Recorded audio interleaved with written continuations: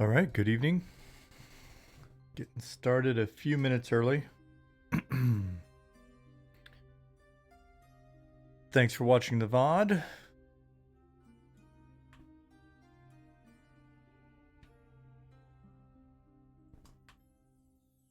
I was thinking about saying something along the lines of like, Ed Sullivan's, we're going to have a big show for you tonight, but I mean, it's just going to be the same thing. Same thing as usual, poking around, getting some of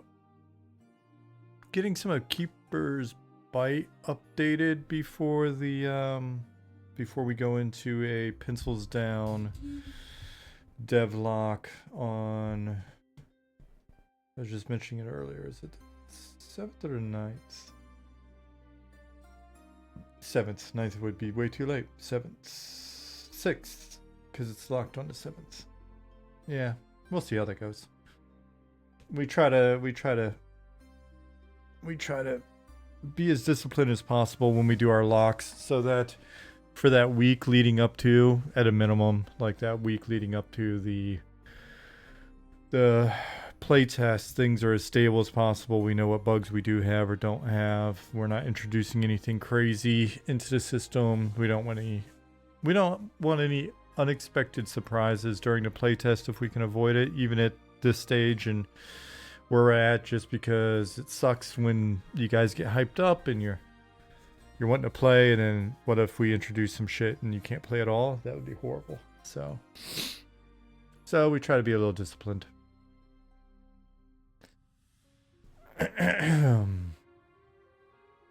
Vulork said, "Is this the Karanas?"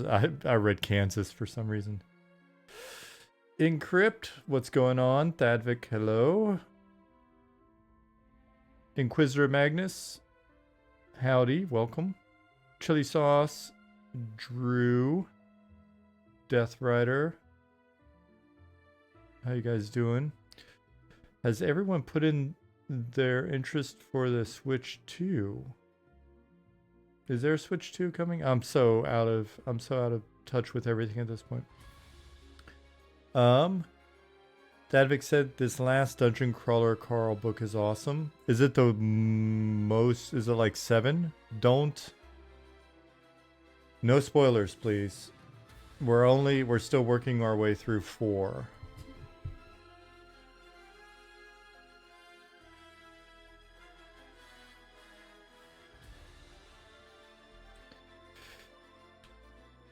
Big thanks to Bjorn for all the rapid turnaround on some of the change requests.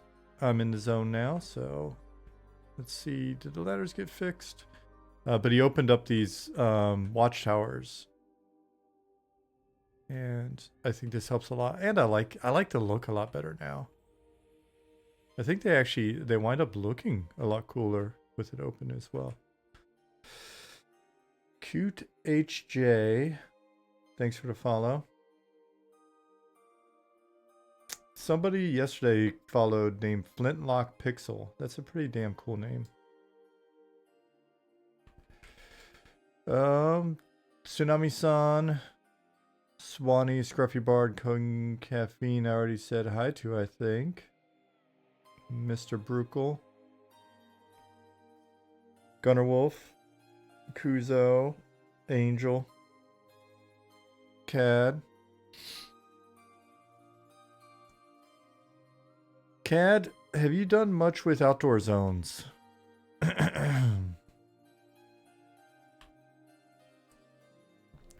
I've got some stuff that I want to do in this zone, but I don't know that I want to do it on stream. There's some areas and stuff in here that I'm still trying to. I'm hoping to. It sucks if you guys see everything on stream all the time. And then, it's not, it just feels like it doesn't feel as cool for you or something. You know what I mean? So I don't want to spoil everything. I need to get in here in Blender and flatten some more. Because we've got the road up here. But I forget, okay. Because when we did some terrain updates, it just smashed all of the painted textures. So I was like, I forgot. Is the road supposed to go through here? I'll have to look in the map in a second. Or I know there's one way up here that comes around here. And then up. And then.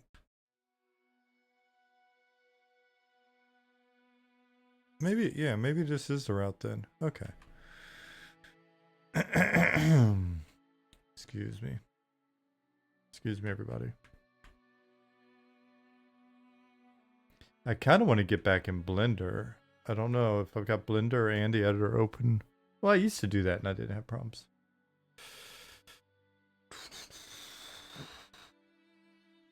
Hey, Zukin. Sorry I didn't say hello a second ago. Is Eminem planning on having epic quest lines for classes without obvious NPC dialogue hints and no Easter eggs online as spell search? Love this. Hey, Tris. Yeah, if I had to guess, and again, this is not something we've really locked down 100%, but logic would dictate that we're probably not going to do like epic quests until we're close to 1.0. Because one of the problems that we have with some of the quests now even is we don't have all the areas, right? So it'd be nice to be able to send you all the way over, you know, towards Eastham on the opposite coast, or, you know, up into the Highlands or somewhere like that. And then, you know, for quests. So we may put in like slightly longer quests or semi-epic quests or something kind of to tide you over while we're in early access. But the real deal is going to be when we're closer to 1.0 and we can use the whole map.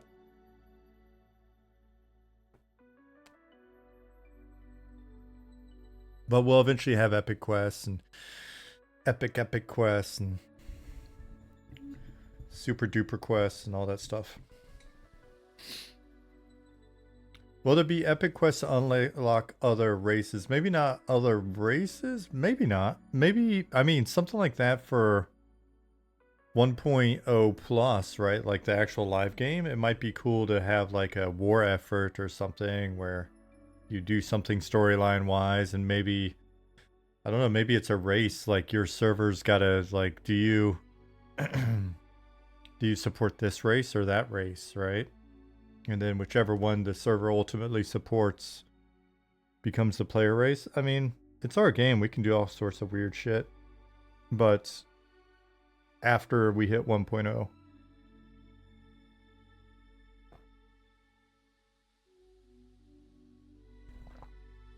Hey, Justin Beard. What's up, Wallabus? Darton.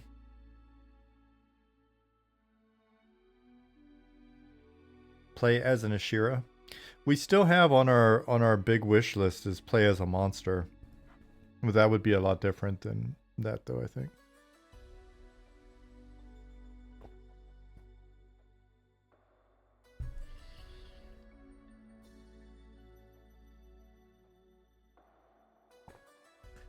You all mentioned Dungeon Crawler Carl so much I gave the first book a try. So good.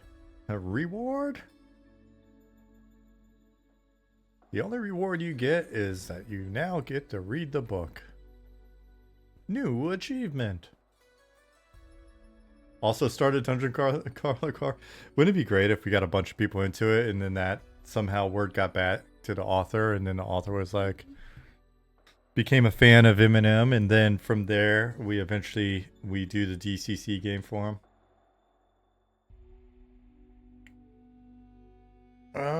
Do you guys ever get game development inspiration from fantasy worlds and books, TV shows? Absolutely. Wheels of Time, for example. I've got to admit that I'm one of those guys that when I first got to SOE back in the day, excuse me, people were talking about Wheel of Time.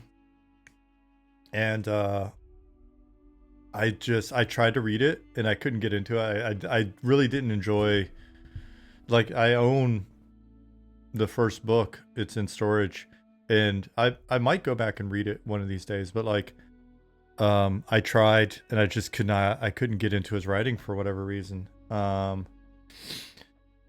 But other stuff for sure. And some of it, you know, some of it's like, some of it's inspiration, some of it is cautionary tales. I don't want to start the stream off by like poking anybody's sore spot or whatever, but I don't know the books well enough. I don't know Wheel of Time the books well enough to know if it is a feature of the book or if it was just a way part of the adaptation. But I found the way that they set up Wheel of Time, like overall Wheel of Time was an enjoyable enough, because I haven't read the books, was an enjoyable enough watch. We watched like the first season. But maybe the second season, if that was out a while back or whatever, maybe I watched both of them. But it definitely, it wasn't what I didn't find it to be the best. And it seemed like something that could have been better. So I was just like, I haven't been looking forward to it really, like additional seasons. But,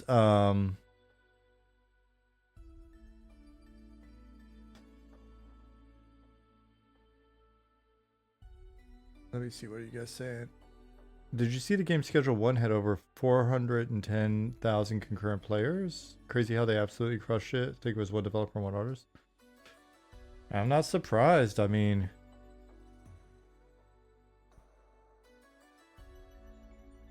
weird stuff happens. People are looking for things that are a bit different.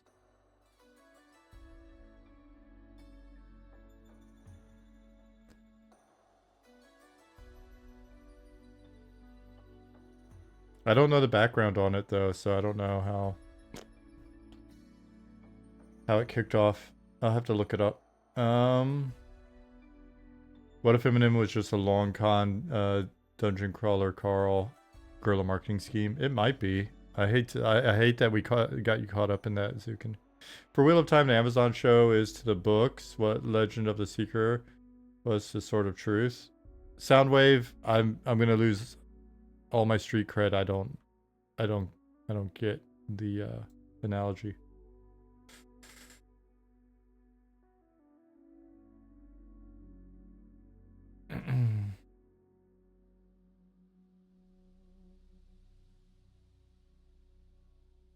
Man, that looks like Wrath Tier Mountains. Hey, you Mad Brew. What's going on? It's, yeah, I mean, it's meant to have that old school temperate vibe, right?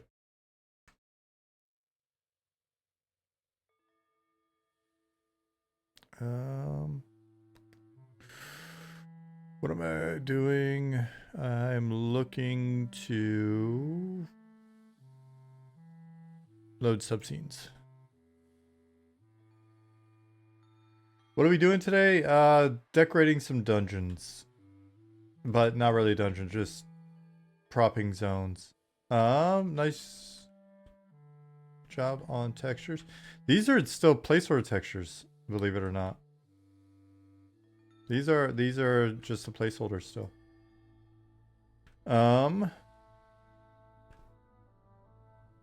So yeah, there's if you guys haven't seen the zone, I'm probably not gonna show off too much of the zone because it would be cool for you guys to have some surprises still. So, and it's getting pretty close to playtest, right? So why ruin it this close? Soundwave says, imagine if the production team behind the 90s Hercules show made a series based on the Lord of the Ring IP, but the only real similarities between the show and the books was character names. Fair. Okay. That helps. Hey, Nicodemus.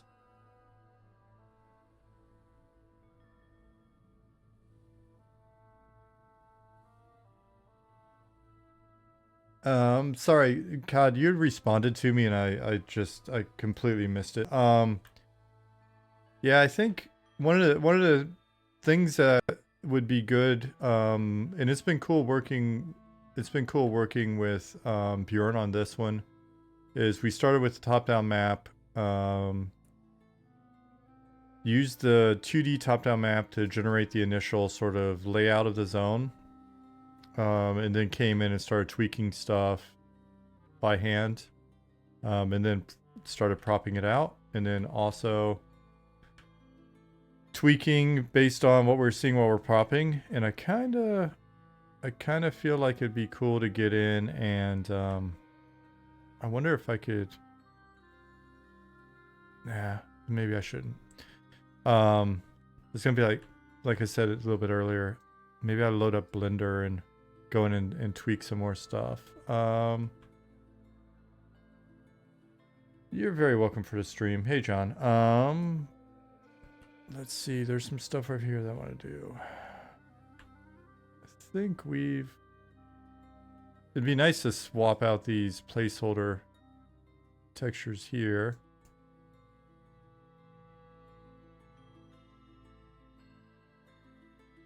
Okay, actually that's nice. That's covered.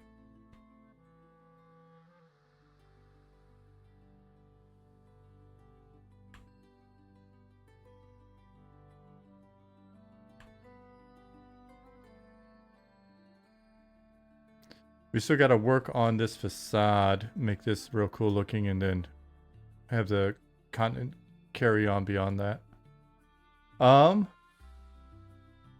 You already put vacation days in for the test. That's badass. Yeah, so COD, one of the things that will definitely be interesting is just looking at our ability to create more outdoor zones relatively quickly. Because historically they've taken a bit longer than we had hoped, but we also go pretty crazy with points of interest and stuff. Like this zone's got this zone's got, it's got a little town, it's got a mini dungeon in it.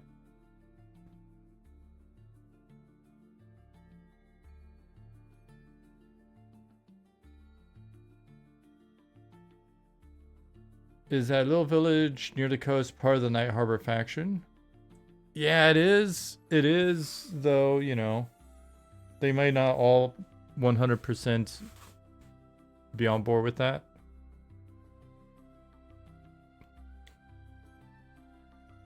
So, you know what? Let me hop out of here for a minute. I'll just run around a little bit. I guess if you don't want to see any spoilers, don't watch any further than this. Both on the VOD and on the stream. I'll try not to go everywhere. Excuse me. Etris, don't do that, buddy. What is Ingolot? We've got some old like temporary zone names and stuff like that in our data. It seems like every MMO does.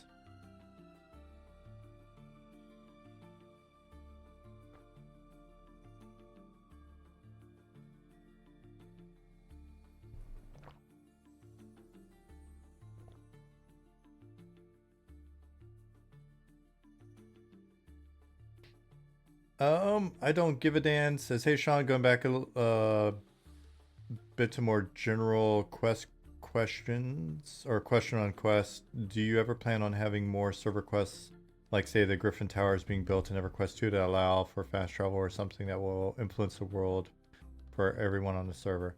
Yeah, we've talked about it, and it's absolutely a desire to be able to have quests like that, or like war effort type quests, or quests that's, like I said, either unlocks something or potentially unlocks or allows for differentiation between the servers, maybe even. So hey Eric, what's going on, buddy?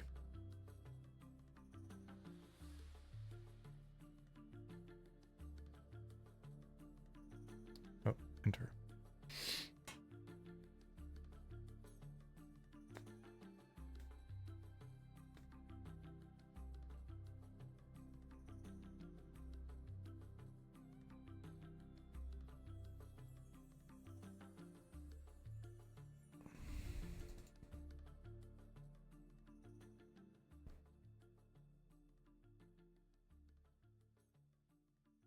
Too dark for you guys?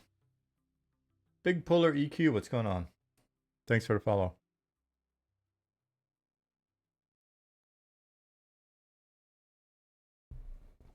With a name like Big Puller EQ, it makes me think that I understand what you enjoy doing and in what type of game. Oh man, my torch died.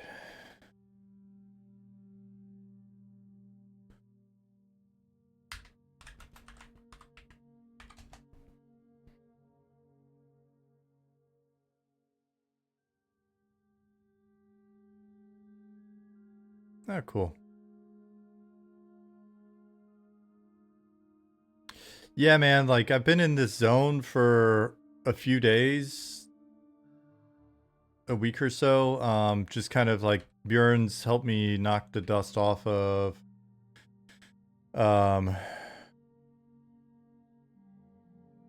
like getting in and actually editing the mesh, like doing some art. So that was pretty cool. Was able to come in and adjust like the terrain and things.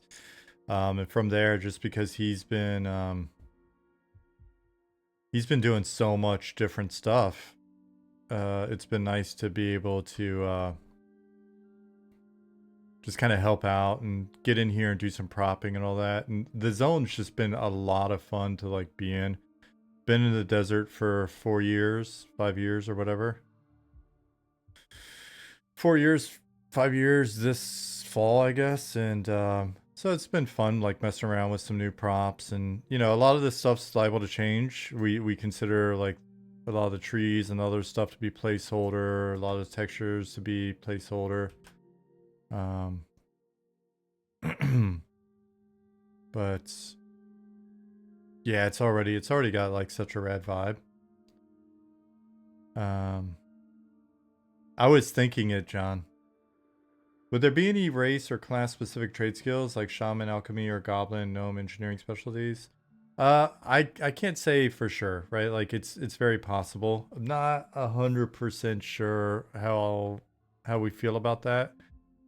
Like, you know, there's historical precedent and it makes sense to some degree, but also do we feel like maybe is that overly restrictive? So we'll have to talk about it.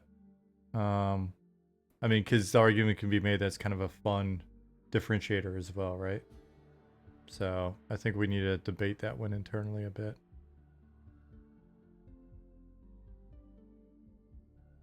Hopefully you guys can hear the audio okay. But yeah, it's fun being in a new zone and doing work. Big Puller says, so excited for this game. We're excited to, well, first of all, excited you're here and excited for you guys to play it. Should be fun.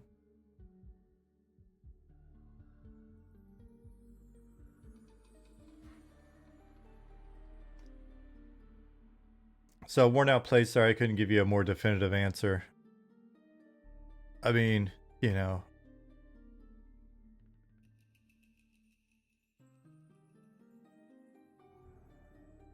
Oh, here, let me do something really quick.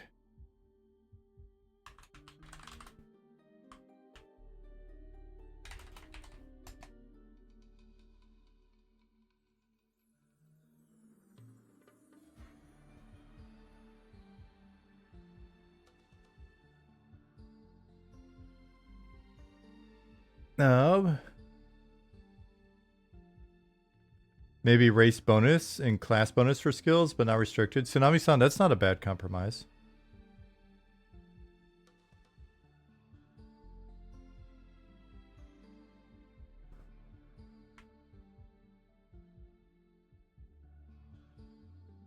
Are you worried that working on the game and putting in so much time make you less enthusiastic about playing it? It's always going to be a very different vibe.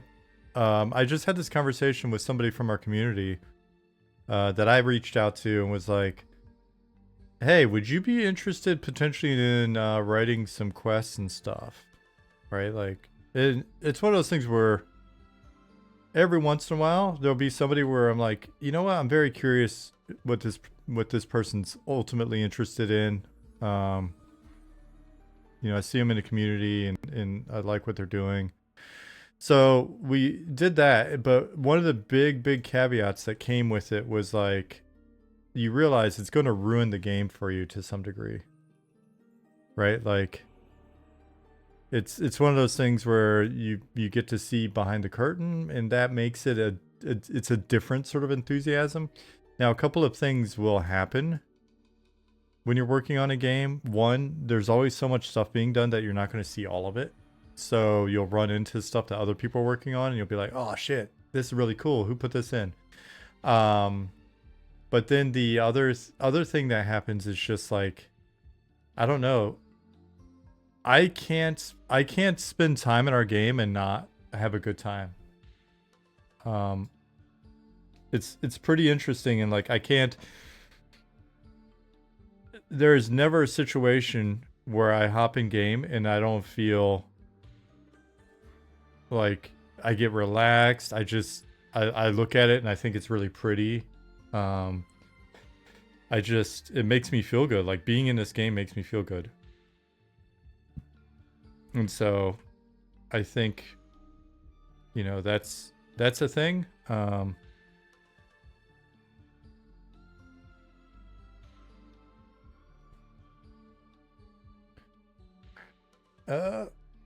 I just bought a really cool vintage EQ Druid shirt. Can't wait for it to come in. Oh, nice.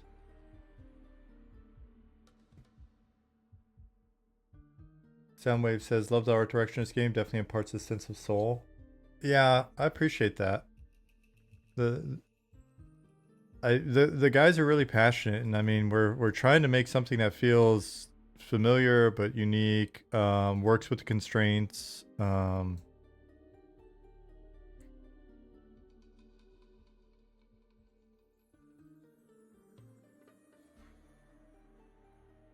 Let's see. Have you all started adding more mob spawns camps to the Elven starting area? Will there be a dungeon there as well for the 11th? There's a mini dungeon there. I'm not sure. You might, I think you could be high enough level to get in there. So Nick's been doing a interesting cave, little mini dungeon in there. Yeah, we'll have, I think, some more stuff going on in there, and then I've added, you know, placeholder spawns out here as well. So so you can go exploring out here. The village won't be completely set up. I don't, you know, I seriously doubt it. The spawns that are out here will be a little kind of, you know, they won't be as robust as they will be once the well, by the next playtest, I guess. What else?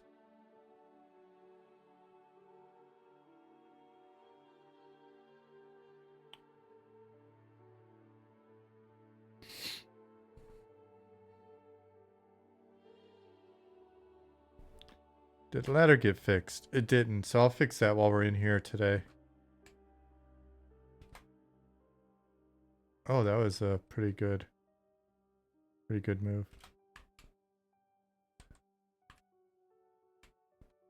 There we go. The volume's backwards. So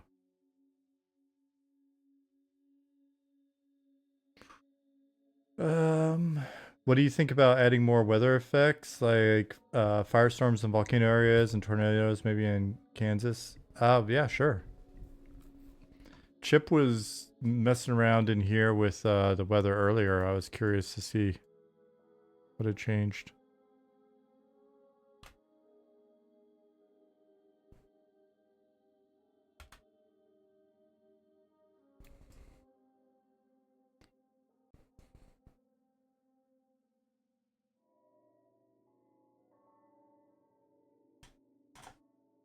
Hey, Dargith.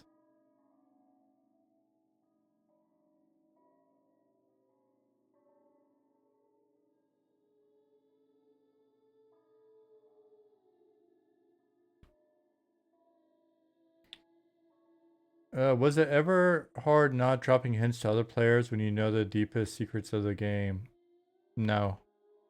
I think the only time it's hard for people to not drop all the hints I mean, there's stuff here that's fun to tease out or whatever. But I think a lot of times when developers are like dropping all the hints, it's, I don't know, maybe because they're the one to get cool points or something.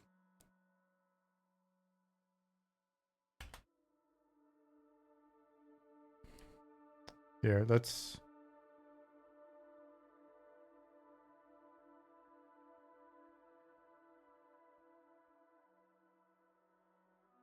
So definitely still need to do some work down there. Probably do a little bit of sculpting to clean that up as well. Clearly placeholder textures, right? Also, very dangerous lift. We should probably, we'll have to fix that.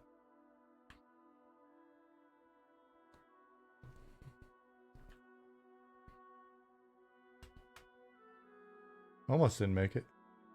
When you played EQ after working on it, did you have to chill back in groups and not take over and lead it? No, I suck the game. No, I mean you gotta realize like it's very hard for developers to be better than the players, because we don't play the same amount as the players do, right? So there would be people that would play the game all day, but we would have to go to work and then work on the game and then come home and then like try to squeeze in some actual game time. So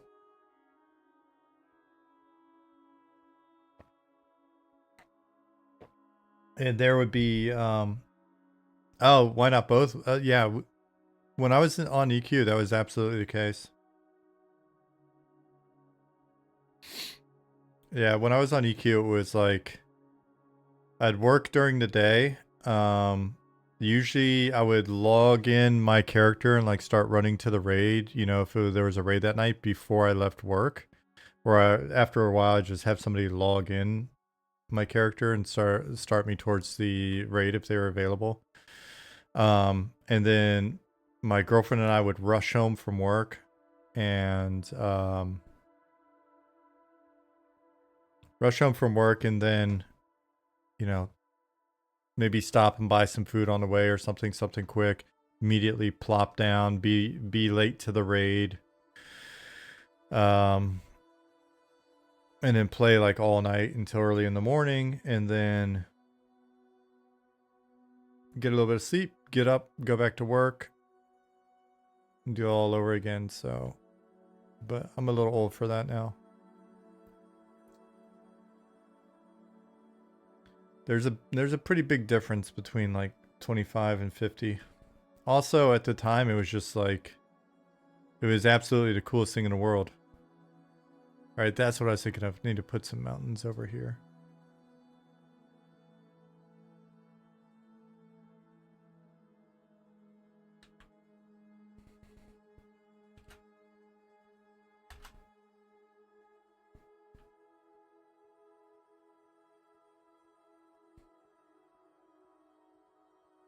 Hey, Quicksana. Now there would be content that my guild would be doing that I'd just be, man, this isn't gonna turn out well. Or just listening to him complain about like how bad it, like something sucks, or like running into something broken. And just having, because they didn't know I was a developer, so having them like just completely railing on it.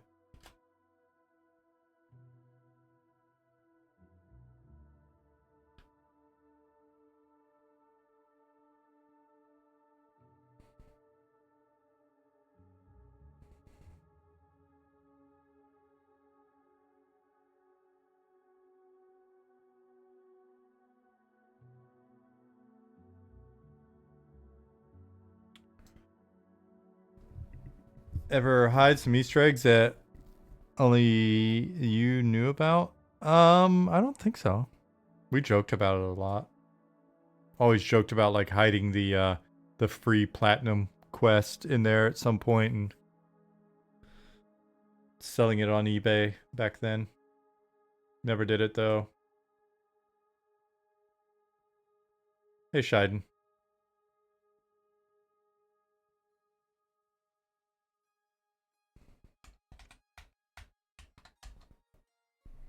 Just jokes.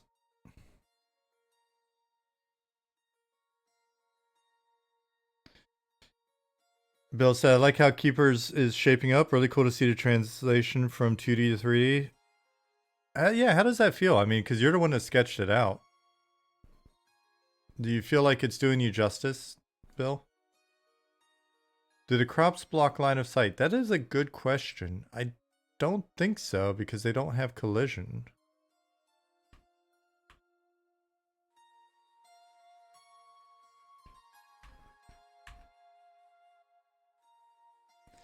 Will this area be in the weekend test? It will be.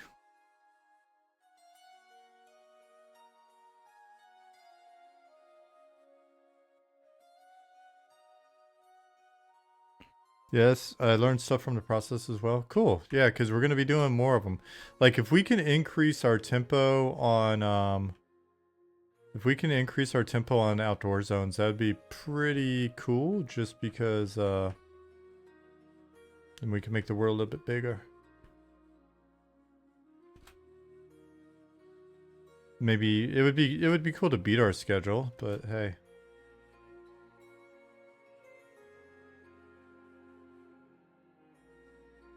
Do we get any new content for the open test? Wolverine Tooth, I mean, you'll get exposed to this zone. You haven't played in here before because the content's just now going in it. You'll get more of Evershade. Whoa, lightning. There'll be some new stuff probably available to you in Shallow Shoals. There's some stuff hidden around the old zones that you probably haven't seen yet. Some little mini dungeons and stuff. Is that Crushbone Castle? It is not. And honestly, the concept art for this doesn't look like this. This is very placeholder. This will be an abbey in a nice sort of temple tower.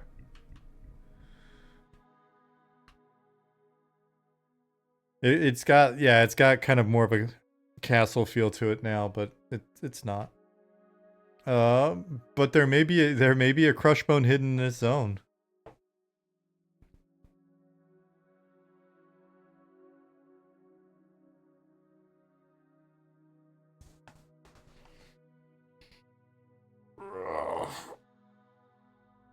Stretch.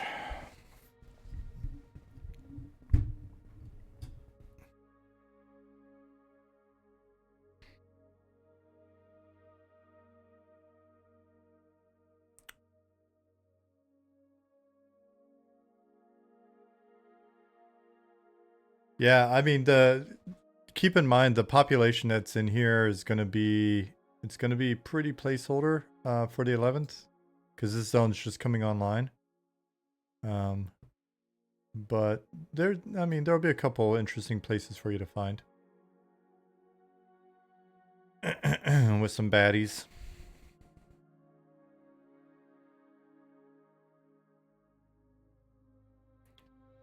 Once we've got the housing system figured out a little bit more for property, it'd be nice for these farms to ideally be, I think, mostly player run, but we'll see how that works. If we can get that to feel good.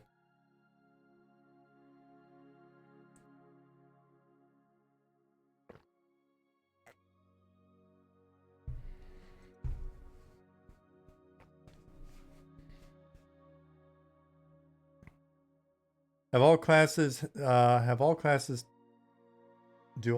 have all abilities yet? Like the monk or so? Playing a monk next class. All classes don't have all abilities, but all classes have, I think, minimum some in a fair amount. Can or will multiple players be able to own a home lot together? Yeah, you can you can do that now. You can share your permissions.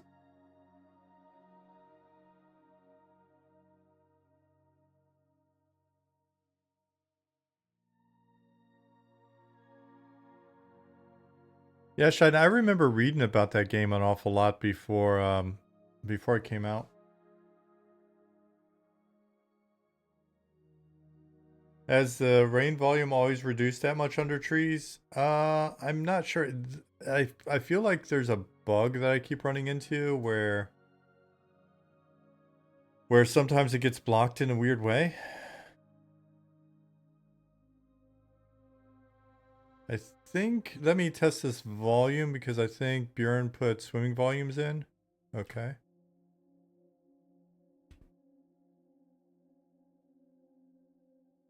Seem a little odd still. I think there's something going on here.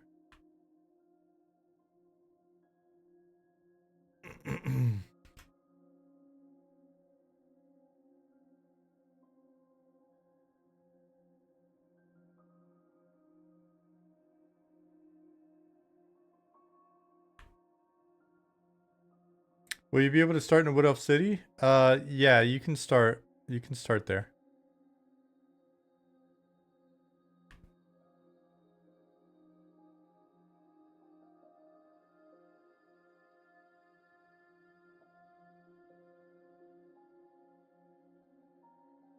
They nailed properties really well, involved crafting to build and construct what you needed, popular properties by points of interest, cities, etc. Cheaper out in the middle of nowhere. Yeah.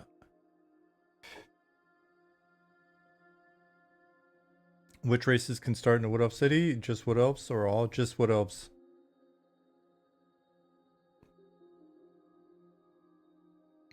Thanks for the follow, Big Hoop. Need a scarecrow pet down the road when you're offline. The scarecrow protects the player's garden.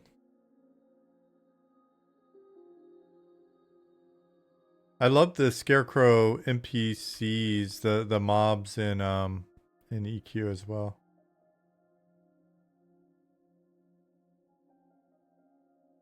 The ones in WoW were actually pretty funny also. Are Wood Elves racist? Not really. High Elves are racist.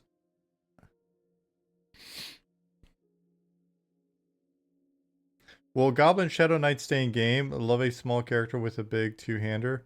It's gonna be discussed internally.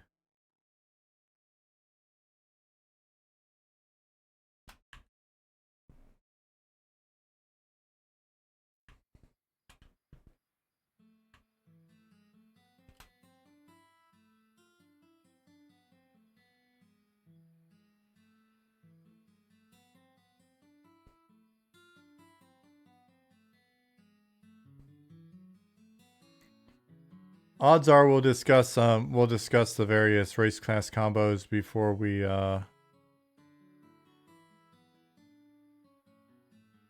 go into early access.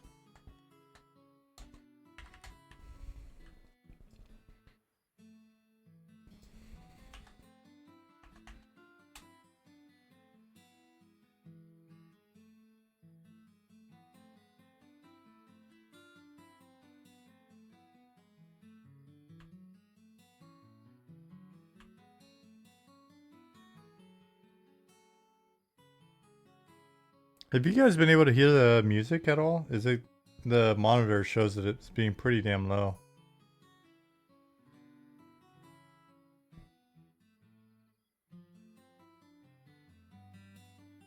Sorry about that.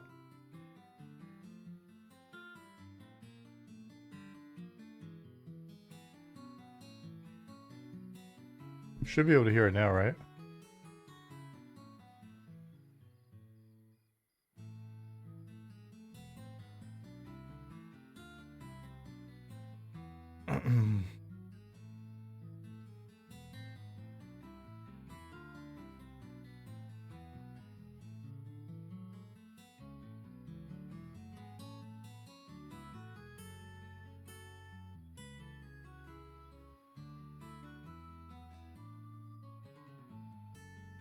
Is it still low? Because it's showing as being up there now.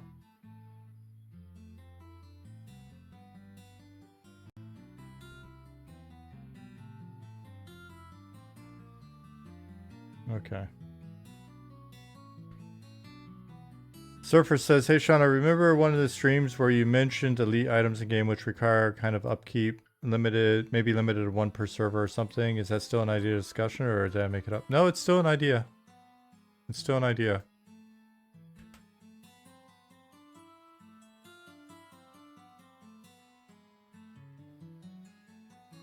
What inspired you to essentially make an EQ clone instead of making something original? Define original.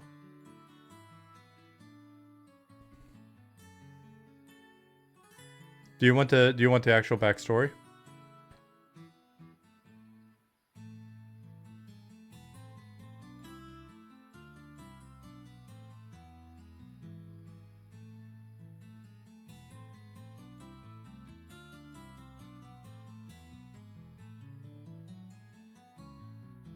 Do you think it'll be a while for the zoning issues to be fixed? I don't know. I haven't heard a lot of discussion about zoning issues lately, so... But I haven't been paying attention.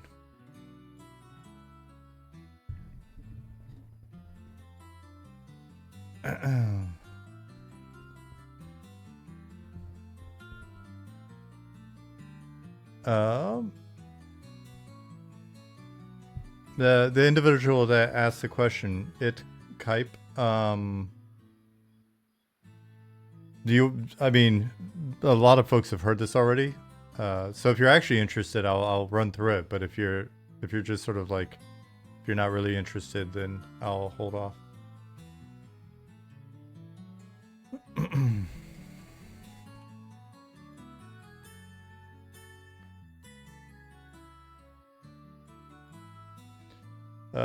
I never found it, and I know it's early. Is there or will there ever be a way to make the ability bar horizontal? I wouldn't be shocked if something like that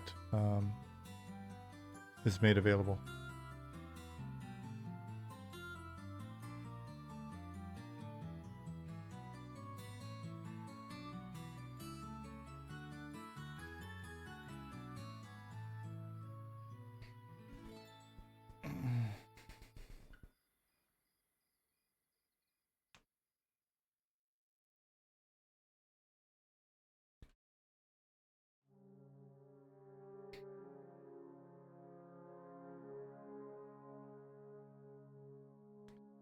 Was that not a real question? Do you not want the answer to your question, person?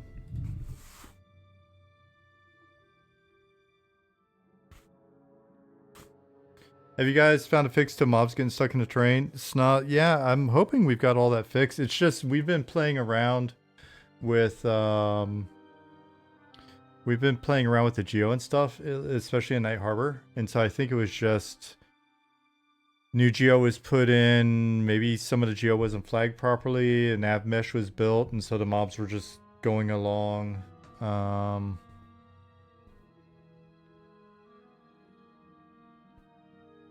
They're just following the nav mesh. It was just the nav mesh was incorrect. Here, let me stop playing so we can make a couple fixes while we're in here instead of just freaking running around.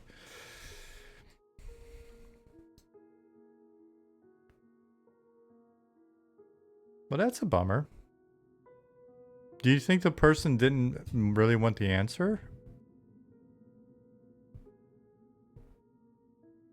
Do you think they were being silly?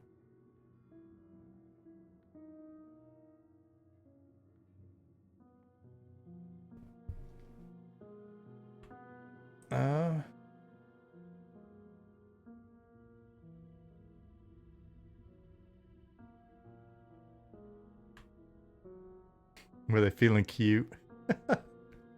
No, that had to have been a real question. That couldn't have been snide. What? The silly Billy.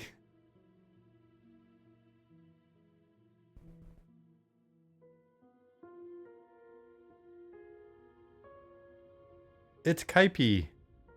It's Kype. Are you still there, buddy? Was that a real question or not? Like, I'm gonna feel bad if I wind up telling this story for the 500th time to chat, and there's actually nobody out there that gives a shit. I was hoping you really cared. I was hoping you cared.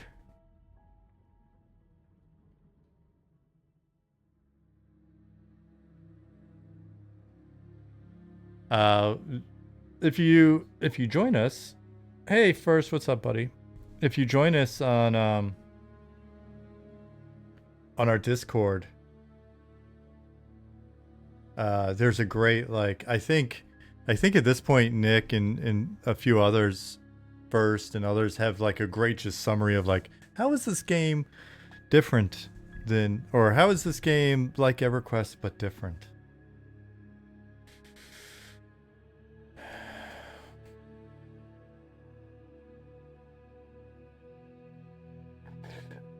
Should I fix this in a prefab or just fix it, like just do it one by one?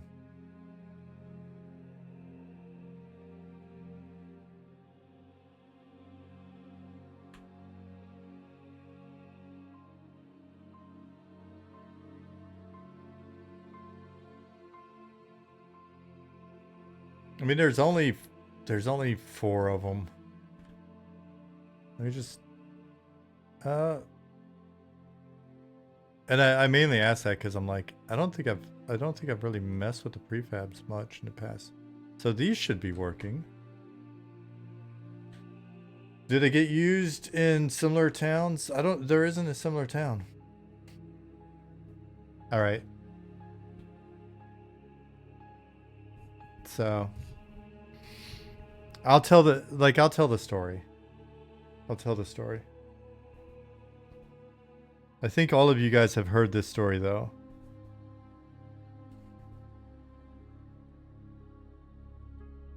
So the answer to the question, what inspired us to essentially make an EverQuest clone instead of making something original, is fair points, Trinity.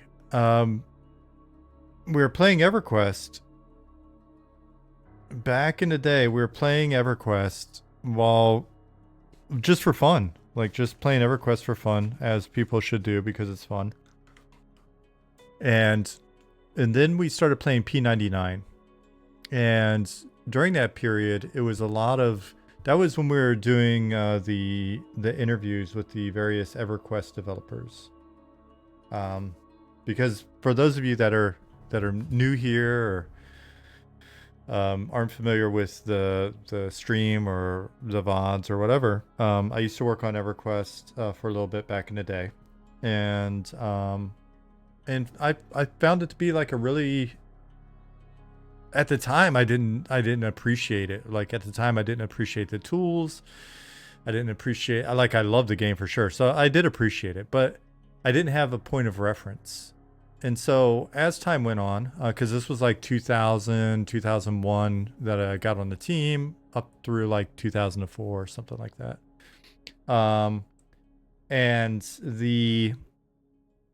And ever since then, because I've continued to work on MMOs both as a designer and then producer over the years, for the rest of my career. So from then until now. And there was a lot of times where I would see other games making, like, so, you know, I remember when Star Wars The Old Republic announced, and I was looking at like their content model, and it was just like, it looks really, really great. You know, it's like, oh man, this is really cool. You know, it's cinematic, scripted, VO, cutscenes, and, you know, we wound up doing shit like that on DC Universe as well while I was on it. And I looked at the production cost, and I kind of looked at like, how do you keep up making enough content for people with a, you know, for an MMO without it being like ultra expensive to do. And then I also, you know, when I was working on EQ, the idea was like, oh, camping mobs is just such a weird mechanic. It's so like everything needs to be dynamic. And so every game that you would see at E3, half of them, 75% of them ultimately didn't ship or whatever, was like totally dynamic world, no more grinding, totally dynamic quests, right? And it sounds better on paper than I think it is, you know, but maybe it's just my playstyle or whatever. And anyway, so over the years, I was just like, man, why don't we make games like EQ for in a number of different ways, right? Like the content model, the tools, and things like that, right? And so that's always been with me. So we're playing P99 back in the day, you know, back in the day, like 2000. And at that point, I'd met Nick and I'd met Ali, and you know, Nick was available. Ali often would be watching or whatever, but he wasn't available to play all the time. But like Nick and I would just duo, and we played on Aerodune for a while. And then we wound up. People kept saying, "Hey, have you tried P99?" And I was like, "No. You know, I didn't fully understand the emulator scene, but I was starting to learn from Ali, who's worked on emulators, and from Nick, who's played, you know, about it. And it was like, all right, let's try P99 because it's more of the original vibe. Because Aerodune was a lot of fun, but it was like we're burning experience potions, where, you know, there's like the 8,000 slot bags, and we're seeing people running around with, you know, all the cosmetics and stuff. And it, once the kind of the rush, I think it kind of wore off after Kunark came out, and it was moving so fast, and I just couldn't keep up. And I think by then we had started working on M&M a bit, and so doing more of that, but still wasn't like crazy like now. So anyways, when we started playing on P99, it really clicked, like the difference in feel between P99 and in like EQ Live even. And within the stream, we really started talking more and more about what makes this feel so different than other games. All right? So like when people ask a comment like, why are we making an EverQuest clone instead of doing something original? But do something original like what? Like make another fucking WoW clone? Why don't Action Combat? BDO?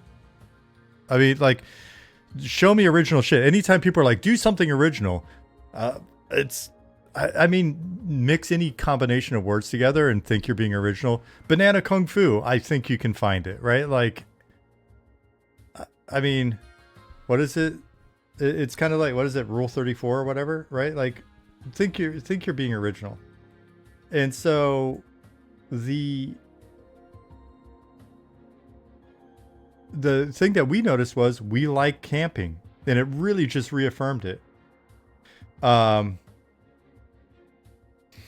The Rule 34 is a bit different, but not really, right? Like it matches here.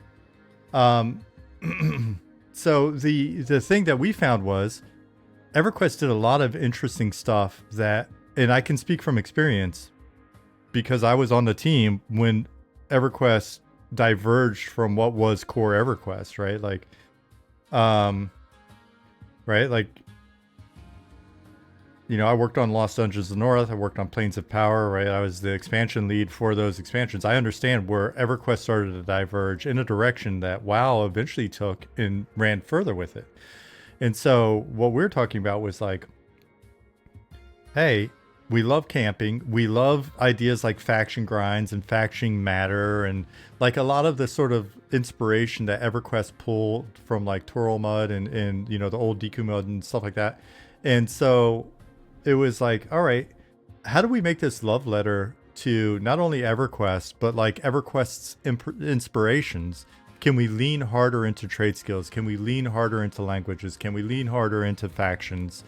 Can we take some of the stuff that, you know, we tried out but didn't maybe do very much with, you know, and really try to make something that is like a true successor to that style of game? And guys, if there were like 3 or 4 other successful EQ likes out there that came out over the years that we could point to and point to the specific branch, then it would be easier for us to go, yeah, we're making it, you know, like these games.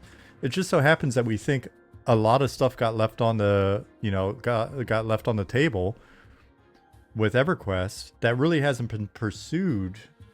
And, you know, that's why we're making essentially an EverQuest clone.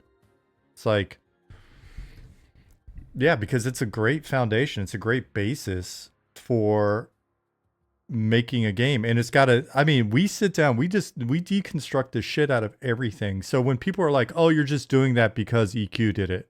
Yeah, well, and you're just saying that because you don't know what you're talking about, right? And I don't mean that in a mean way, but when we put something in, It gets debated behind the scenes. We talk about what we think the benefit was, why we think, oh yeah, it's tedium. It's tedious for tedium's sake or whatever. What would be the point of that shit? It's tedious because we understand why it's tedious, and we think there are these things that you can do to mitigate that tedium over time. We think that that tedium roots you in the world and helps create a world sense. We think that that tedium helps maintain certain class interdependencies. Right, so it's you know, it's one of those things where it's always, it's like an easy kind of like low IQ sort of like way of, you know, if you want to poke at the game and kind of be like, oh, you just it's just an EQ clone. It's like, okay, that, all right. I mean, it's also an MMO. Why didn't we do something crazy like make it, I don't know. I can taste the colors, man. It's the latest in haptics. I'm like, yeah, EQ's a good foundation. And you know what? A lot of people, or enough people, we don't know if it's a lot, but a number of people have been coming to us over the years and going, hey, it'd be really cool if this EQ-like game actually maintained the integrity of like EQ. And I think you know, when people are like, and this is one of those ones where I don't want to go too far off of like a weird edge because I'll actually be wrong on some of this. But, you know, there are these times where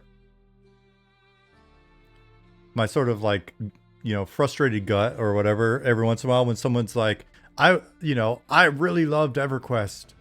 But you should get rid of this, that, the other thing, this thing, that other thing that, you know, EverQuest only had because it was made a long time ago or they didn't know better or whatever. And it's like, okay, you don't want EverQuest. I don't.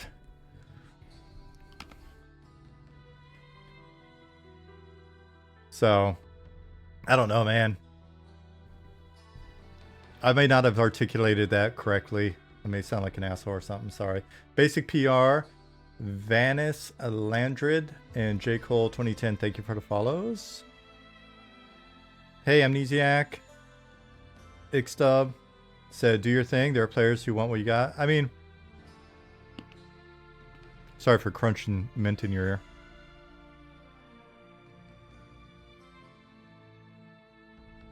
And so, you know, some of the stuff that we have that's like, it's a really rough edge and it doesn't feel right. It's because we're letting you play, we're letting you see the game, we're letting you play the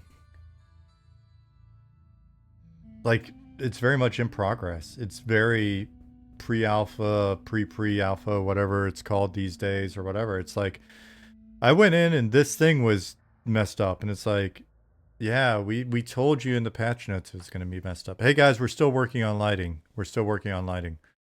I went in and the lighting was all messed up. Yes. Yes, sir.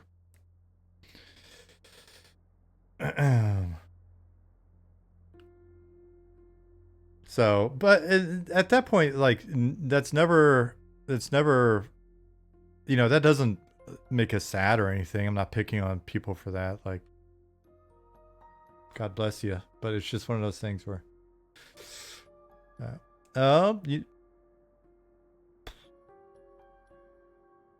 it's Marcy said, never heard the origin story. Thanks for the retelling. Well, there's even more to the origin story. That was like the abridged version.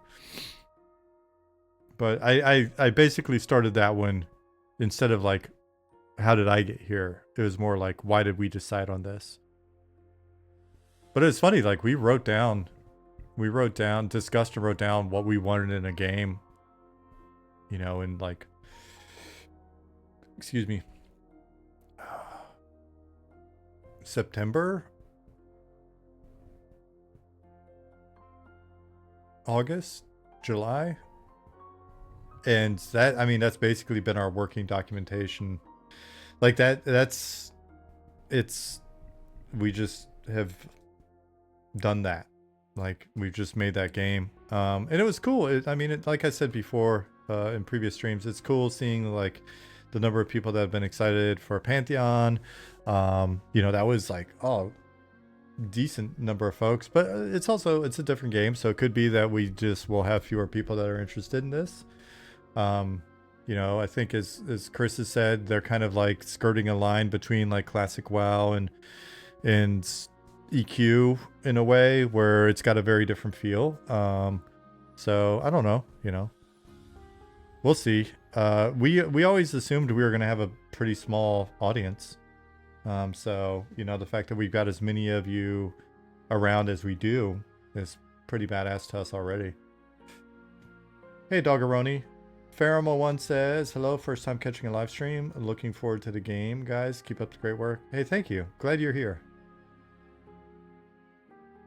It's fun watching a tech building stage. I like watching systems come online. Housing wagons, what I'm hyped about. Yeah, it's cool that Ollie's already got housing in and the mounts are in. Chip is doing that stuff, and so hey Chinny, if I wanted to update the prefab, will you help me know how to do that? M&M Discord's about to pass the amount of people in P99. Yeah, we're at like 12,000. That's pretty crazy. Oh man, I wish there was another P99 green. I wish they would open a new P99. It wouldn't be good for productivity, but I think people have crazy expectations and people are not bothering to deep dive into what the project's about. You know what? It's fine though. Like, you guys have done such a fantastic job as a community of when people come in and they're, you know, and maybe they're saying wild shit or whatever. You guys have been really good about like just updating people and kind of setting expectations and being cool for the most part. So, Chinny said at the top of the inspector, I believe you click on the overrides button right here.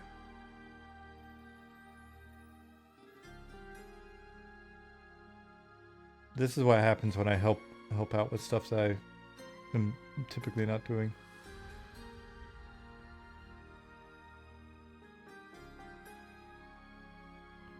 Am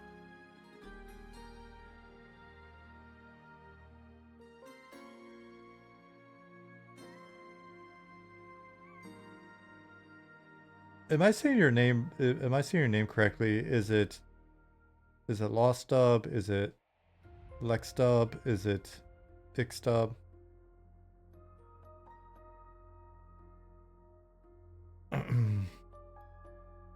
Either way, they asked, love the classic EQ feel. What systems and whatnot are you planning to lean more into more or do differently? Lost Dub. Cool. No worries. It makes sense when I looked at it. I was like, what is the X?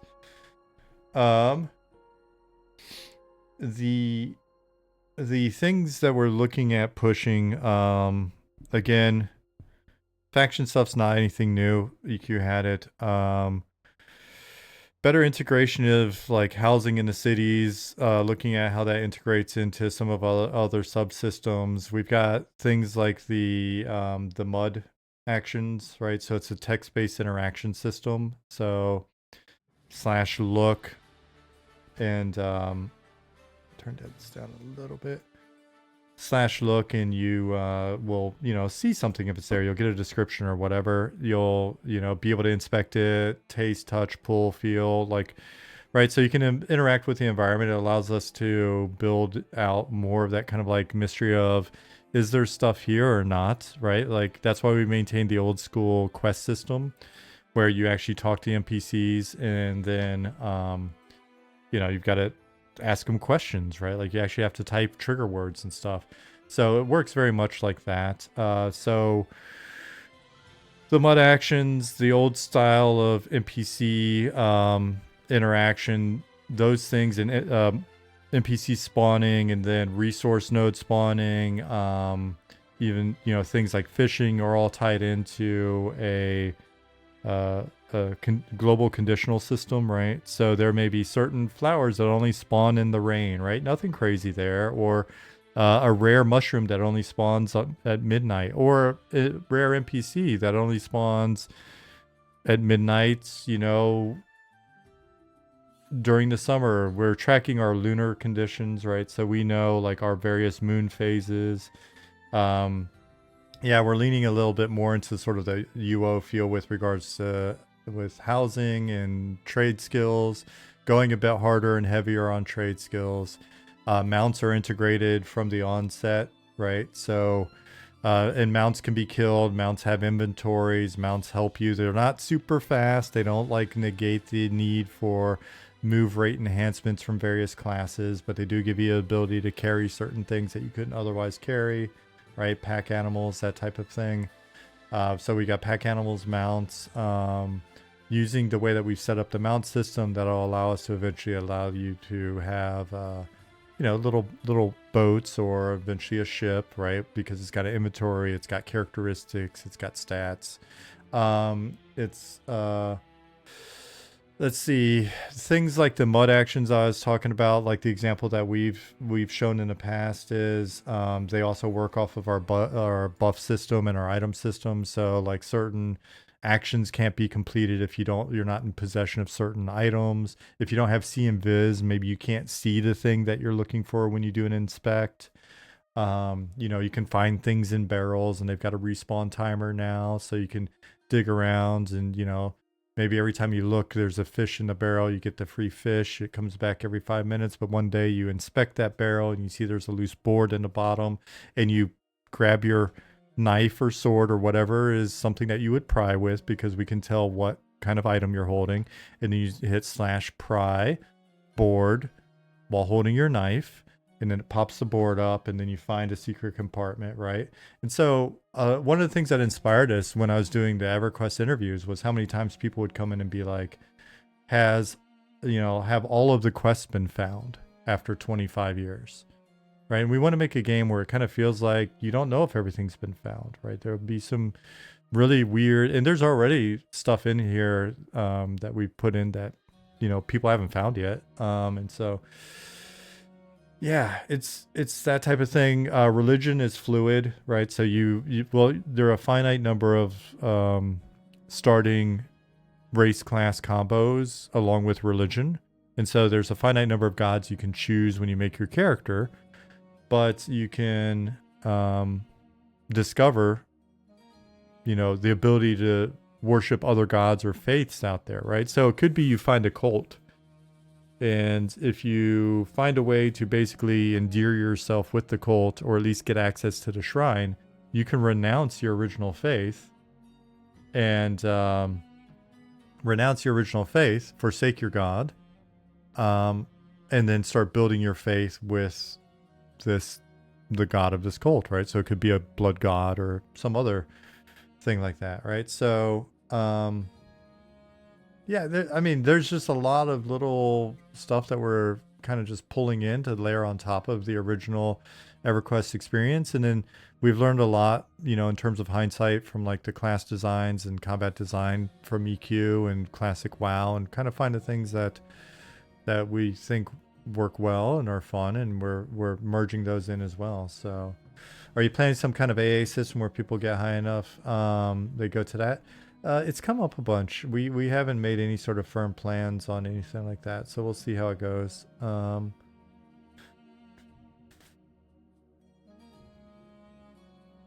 Few people mentioning liking the mud actions. Cool.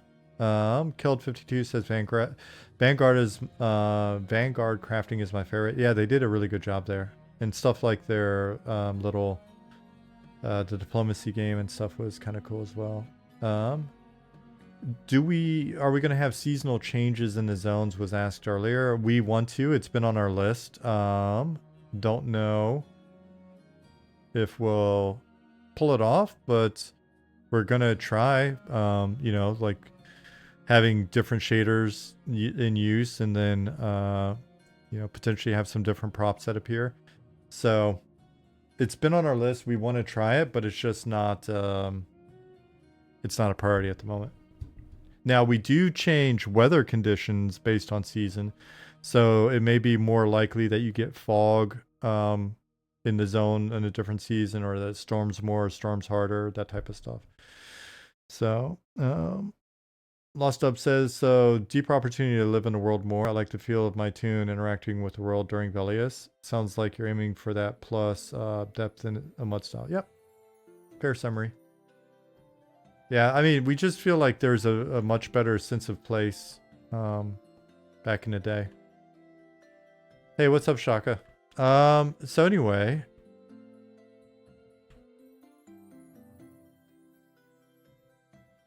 Chinny started helping me and I just went off on a ramble.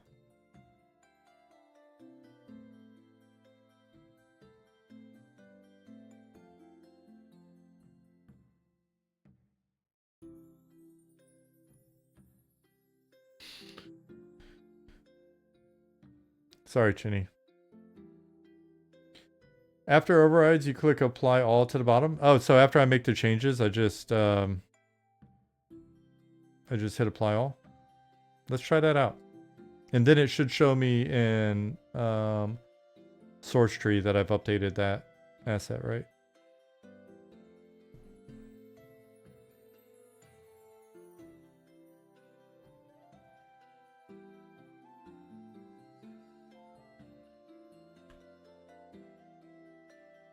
Okay.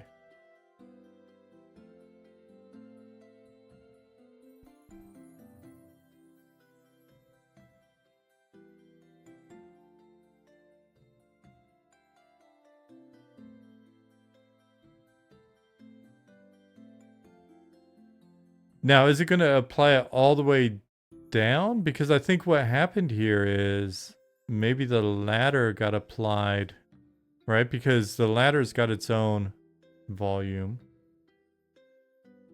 here. And so the ladder was just put on backwards. The volume's actually in the right spot. Does that make sense?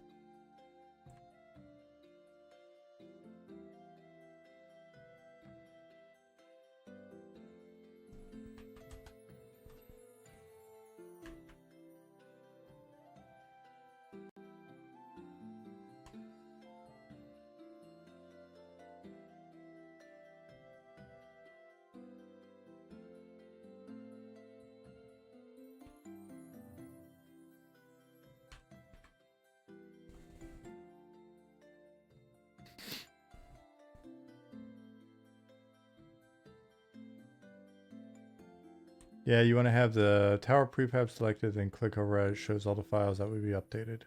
Okay, let's do it. Watch I break every ladder in the game.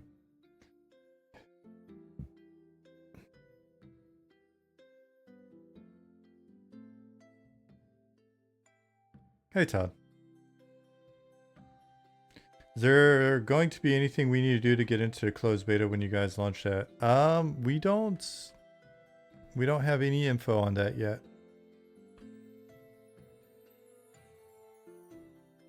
So stay tuned.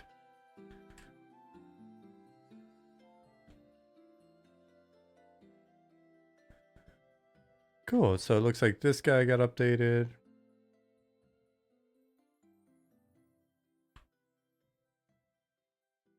And this guy. Right on.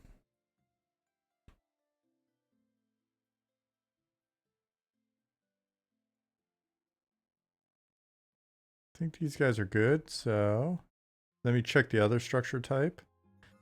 Cool looking settlement. It's yeah, it's a fun place. Hopefully it's funny. It's so much better than not better. It's so much bigger than I think maybe we thought it was going to be when it was first drawn up. But is there a ladder in here? No.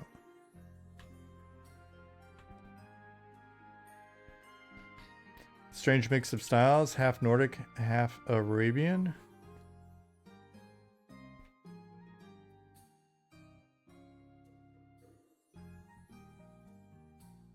Half Nordic, half Wood Elf, I think. I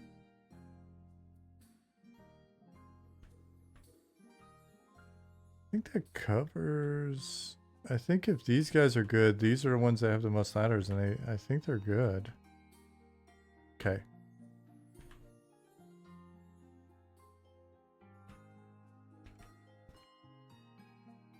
So let's go back and let's run up the ladders and make sure they work. Oh, my poor posture. A lot of chair time in the last week or two. My posture's just suffering.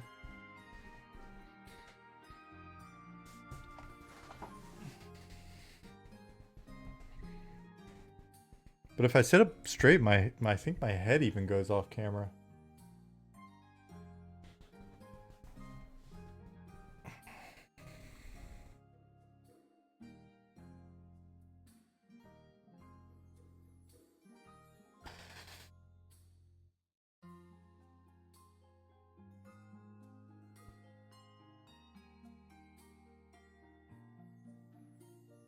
Need some chaise lounge, desk, chair type stuff. I don't. I need to just be disciplined and sit with good posture. Get rid of this gaming chair and get a adult chair at some point.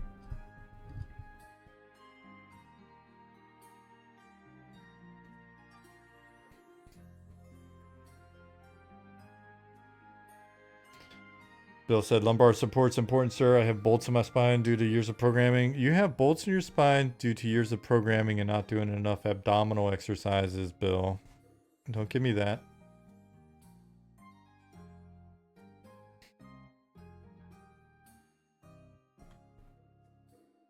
I'm not picking on you.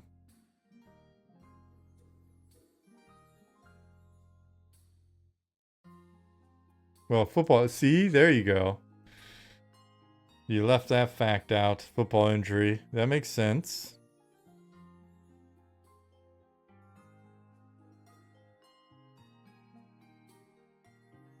Hey, Jasmine. Retorana, hello.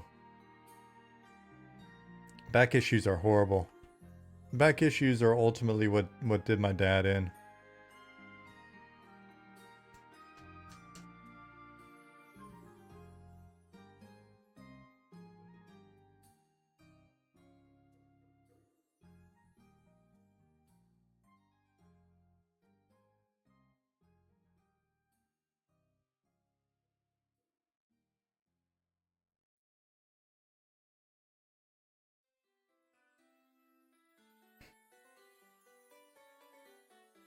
Can we not talk about spine pain? We can definitely get off that topic.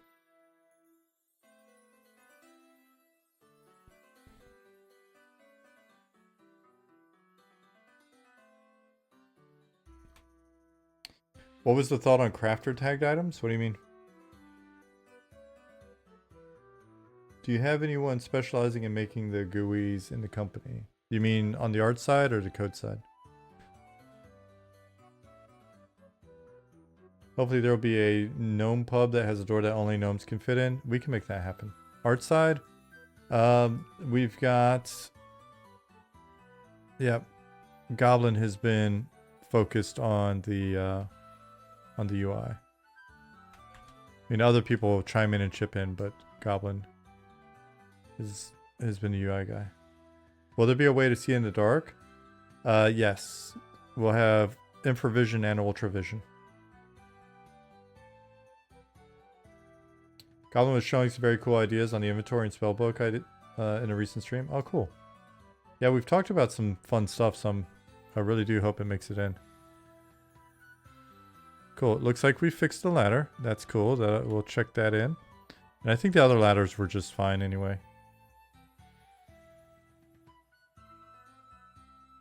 And only gnomes? Yes. Sewer gnomes aren't the only one that have exclusivity, Chinny.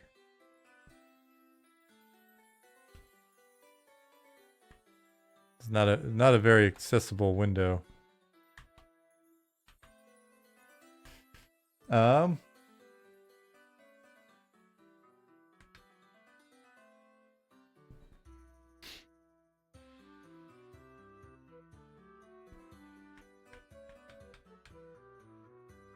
Is there going to be a dark vision like D&D which makes everything black and white? We have not discussed an everything black and white vision. Will the UI be customizable? It will be customizable within the limits of the options we provide. We're not like posting it for like full XML editing or whatever.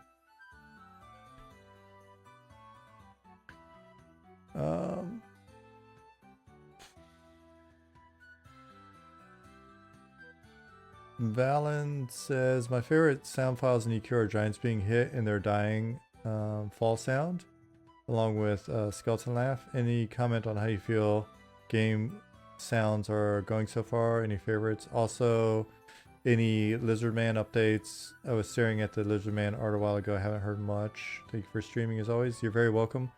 Yeah, I mean, if you liked those sounds, then I think so far we're doing a pretty good job of getting that vibe.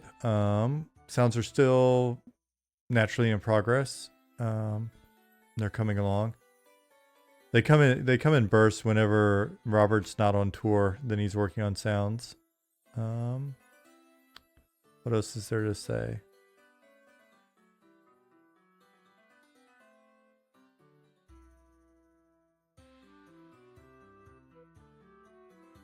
XML editing would be amazing. Yeah, it's just we don't have any plans for it at the moment. Speaking of sound, is a design choice to have no combat music or not? Just not something that's made it in yet. I think originally we were like, do we like it? And I think a lot of a number of people on the team were like, not really. And so we just haven't done it yet. But I think that's something Robert can do, and then we can make it an option for people that want it, or make it an option to turn off for people that don't want it. So it's not, it wouldn't be like it wouldn't be a very impossible thing for us. So, and then Lizardman, yeah, Zukin's part of the deal with Zukin is Zukin's doing a lot of work, and in exchange we'll put Lizardman in. And they may even be sooner than you think. You never know.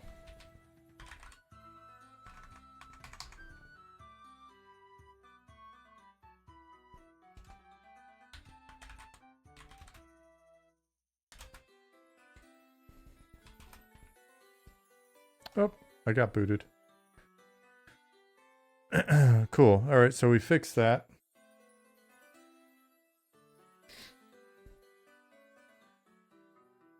Kids saved one of the friendly curly-tailed lizards from the pool yesterday. That's nice of them. Thanks, Megabytes. Oh, crafter tagged as in made by insert crafter name here. Yeah, we've talked about that. Maybe for like special items. Maybe not like every single item. But we did talk about it as something that maybe we would do.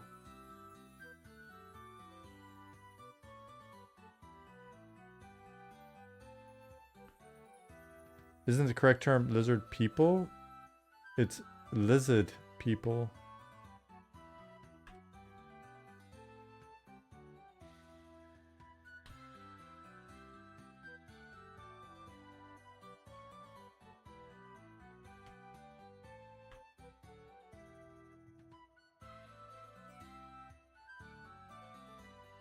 I think we're just going to have to bring the ground up here, because I don't know that we've got enough wiggle room. Do we? Let's see what happens. Amnesiac, yes. Jasmine and I are fans of White Files. I even bought the little Go Fish game that they put out. I bought that for Christmas, I think.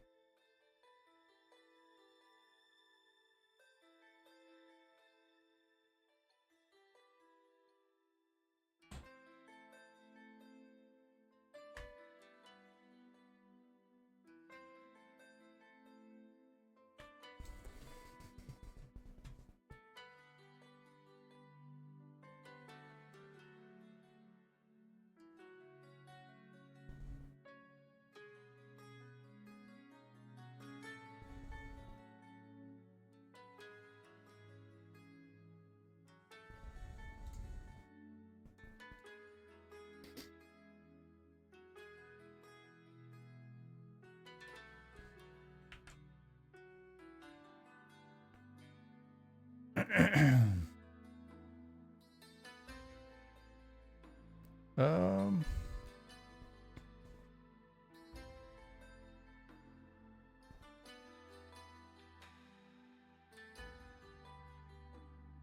Let's see what happens. It's been a long time since I've had Blender and Unity and streaming going at the same time.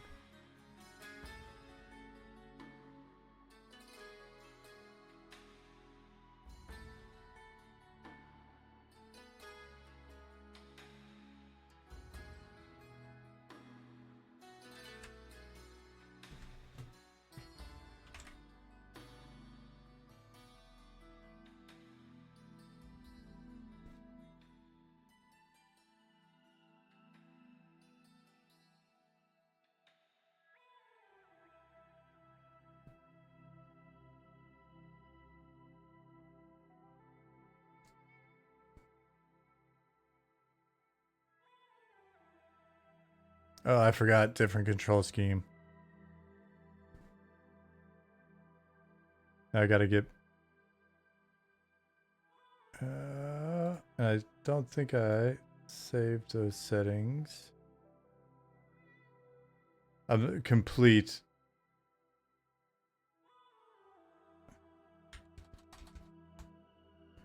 Complete Blender novice again.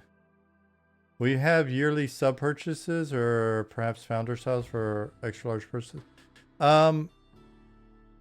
Taking a bunch of money up front kind of feels a little sketchy. We don't want to do anything that feels sketchy or shady. We may do 3 months. We may do all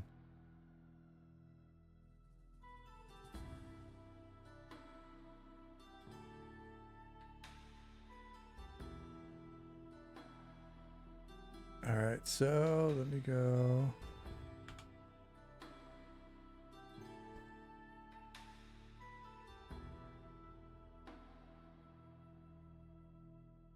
Where are we? Here? Oh, interesting. It's funny, I keep wanting to do the whole Unity thing. I haven't done this on stream in forever, so I feel like kind of embarrassed. Oh my gosh.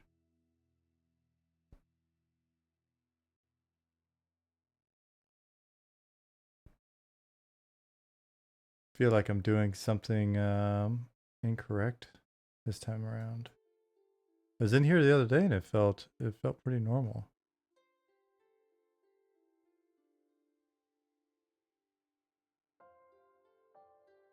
That is not it though. Oh, I just want to flatten this part. Yeah, but I wanna zoom, like move back in. I thought it was middle for me. I thought it was middle mouse, right? Oh, I may wind up not doing this on stream. I swear I was in here editing this terrain the other day and the shit was like completely easy and normal. It was a little awkward. It was a little awkward. F key may focus by default. Nope. Nope. Oh my gosh. Shift, middle mouse. That's what I've been doing. Like I've been clicking it, it's not doing it. What could I have potentially hit that like fucks that up? What in the world?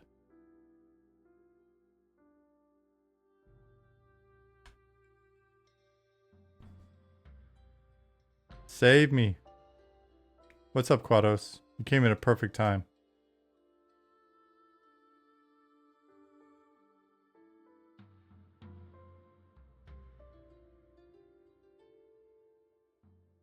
It's like I'm zoomed. There it is. There it is over there. I'm like freaking zoomed in, but I can't. So I swear, finally, jeez. This is all I was trying to do this whole time.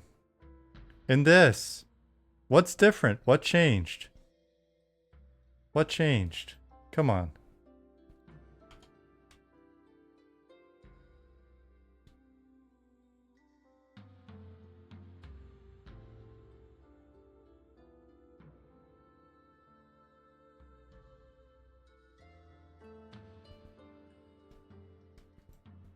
Oh my god. Alt middle mouse is not the move apparently. So right click, shift right click, puts the focus. And then that's great. Look, it is zooming around.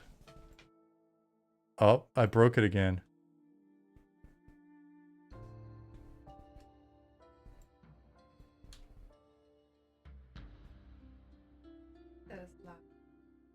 Is it a slide? Where? What? Is that a slide? No, it's a bridge. Slide. Test delayed, Sean broke the game. Fortunately, if I don't check anything in, it doesn't break. But I was just like, why is this?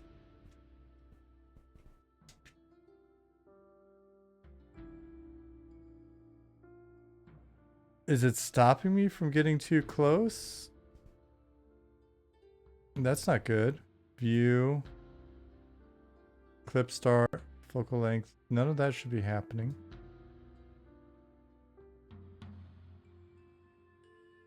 Is the shift button working in combination with other keys? It shouldn't.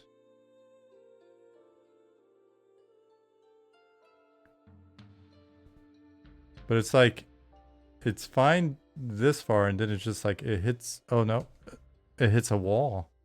So I wonder if there's some other terrain. This goes a lot smoother when Bjorn's babysitting me.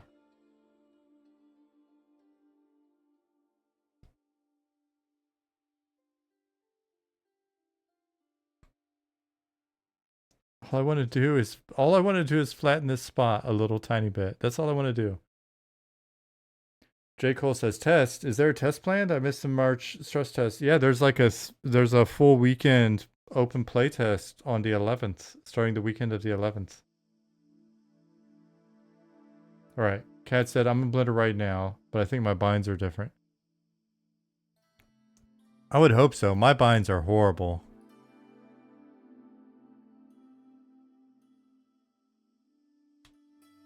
I blame the binds. I swear this was not. Look at how awesome this is right here. There's some shit that's it's out to get me. Just because I'm streaming, it's out to get me. See how smooth that is right there? No problems. Then I come in on this guy to try to fix it. Can you talk to your folks and make the playtest even longer? We got work to do. We got work to do.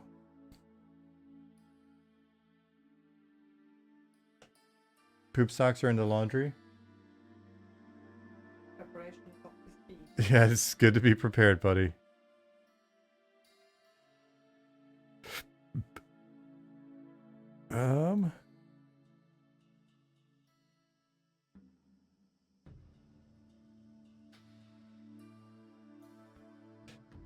There is a...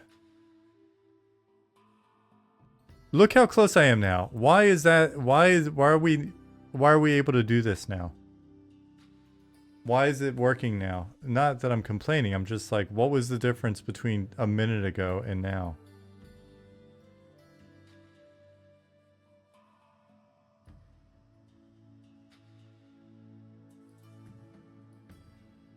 It wanted to make me look a fool.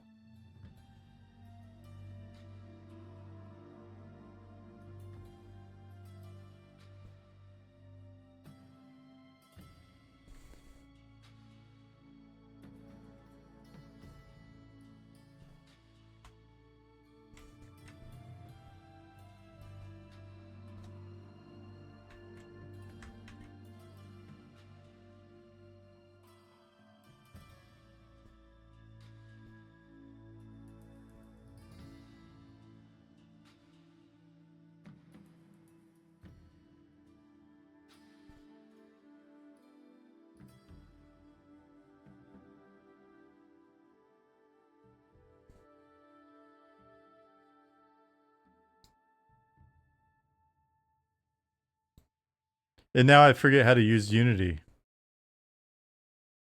I came back in. I couldn't use Unity either.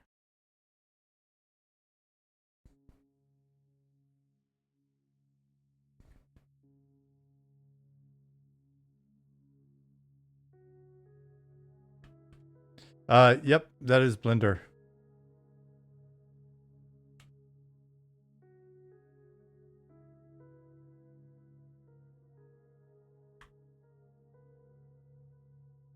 CAD, that's good to hear. I'm excited to see your level come along. What happened? What about the 2D stuff? Your the mapping. How's that going? What city am I working on here? This is just a little village. It's not even a full city.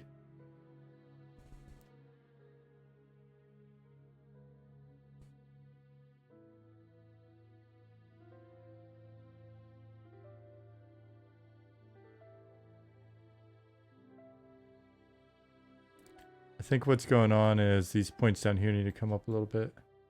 Found something quick I can use to flesh out. Was going off my hand-drawn chicken scratch. No worries. Just, I always worry if people are going to go too far along in 3D and then be like, oh, what if we change this completely? And then you're like, oh no. Get a little sad bear. I don't think this will...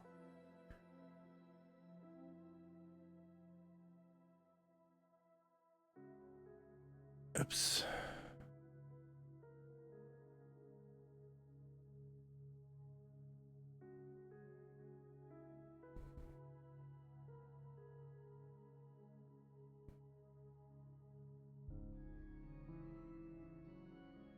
This is it, right?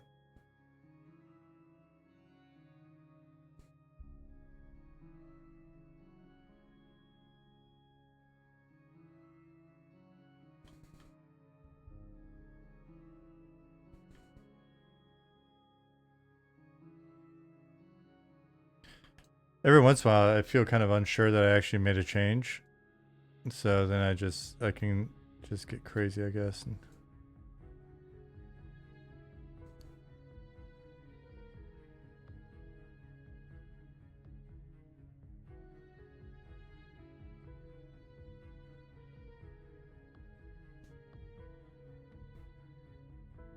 okay, cool.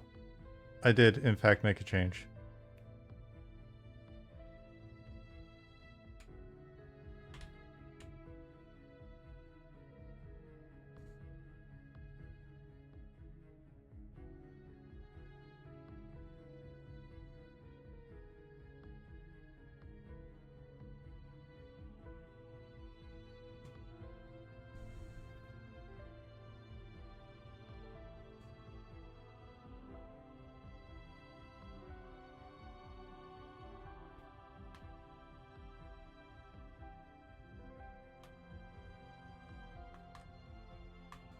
Cool. All right, fix that. Posted a few screenshots yesterday in a group chat, though today I changed textures. I have to take another look.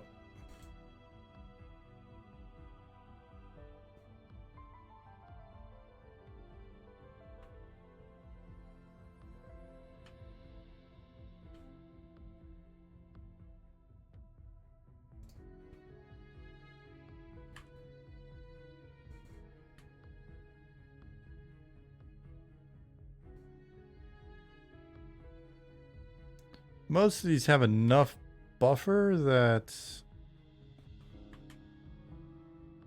that'll work with the terrain. Some of these are just sitting up in the air. A lot of this is like little Moxnix kind of cleanup shit. It's not a big deal.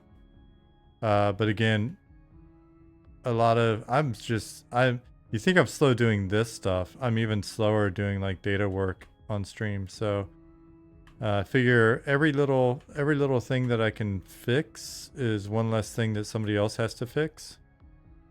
And this stuff's, you know, at least it's a little visual, so.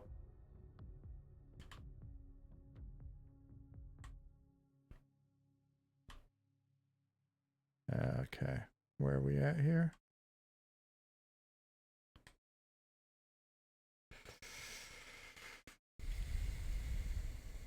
Oops. I don't need any more of those open. And then there's a bunch of stuff that I was working on data-wise that I could, like NPC placement, I could do But I don't want to show you the locations of the NPCs because I want you to be able to like find them on your own and be a little surprised and be, oh, that's cool.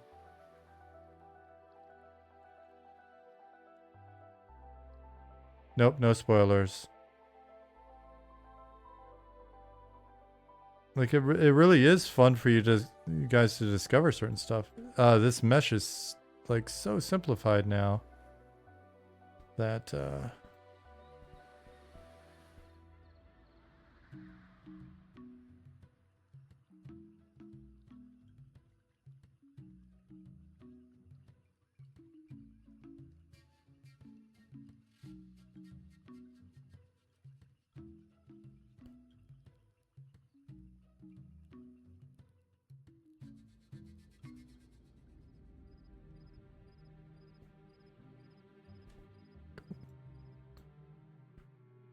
but for you know, for as silly as it looked, me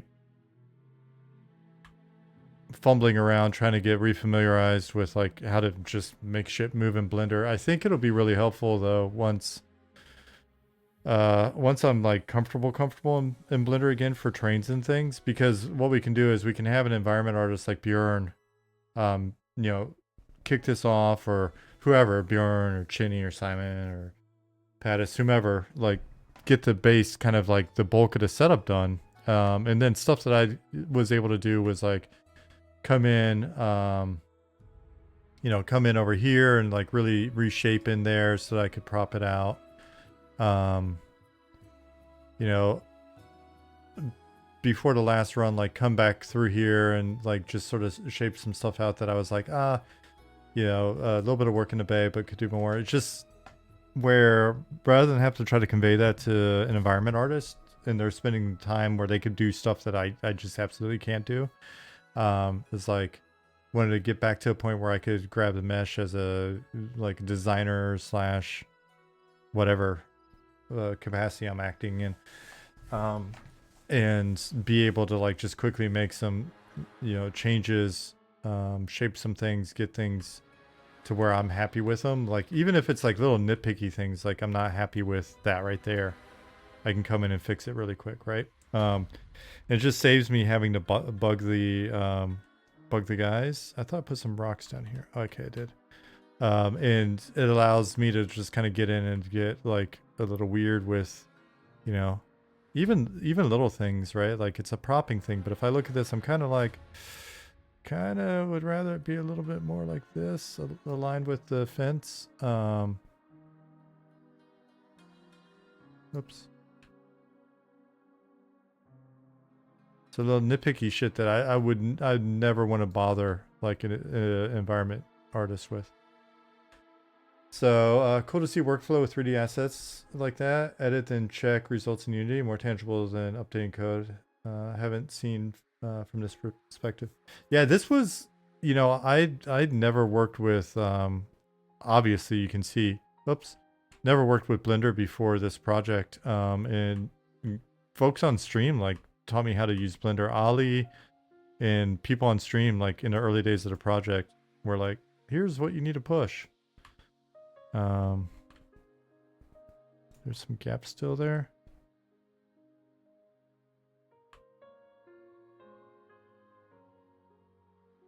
Yeah, and I guess, I mean, the best way to probably do this is to grab all those verts and, oops, grab all those verts and just kind of like zero them out at that level. But I forgot how to do that. So baby steps, I guess.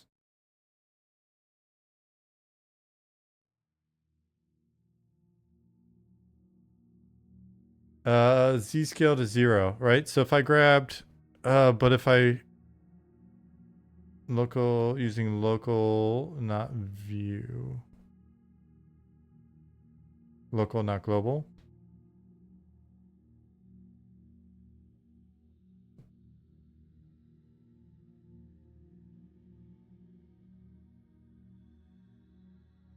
Select whatever you want to same and hit S. My fear is if I don't grab all of them, that there'll be like a lump.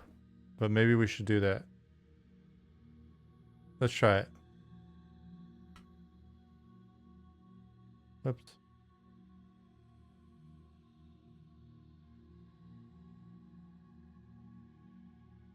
Now, why is that not working?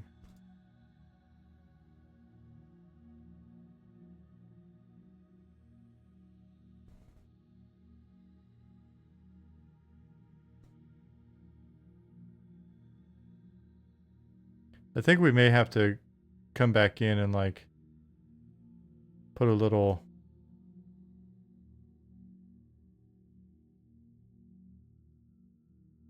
break this up a little bit more.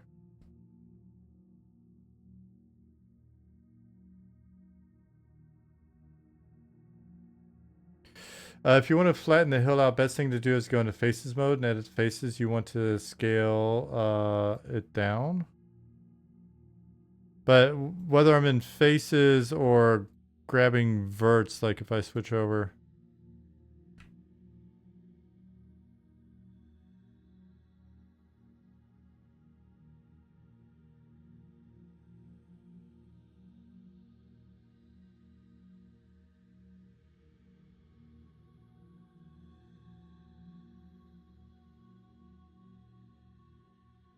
All right, so let's try it here. I've got the feeling there may be some unintended consequences, but we'll live with it. All right, so SZ0. Perfect. Whoops. Looks pretty flat, huh?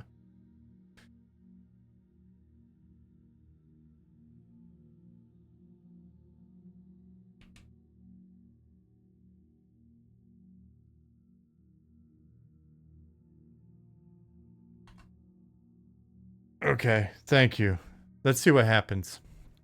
I mean, I can always throw the changes away if something's messed up. It's not like the game's borked. You know, I can just not check my shit in.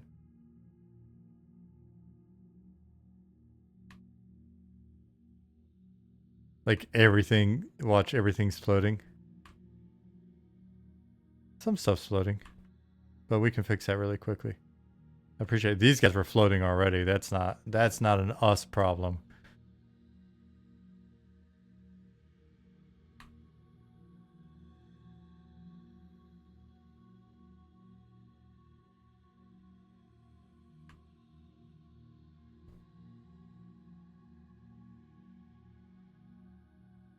Fortunately, there aren't many props here yet.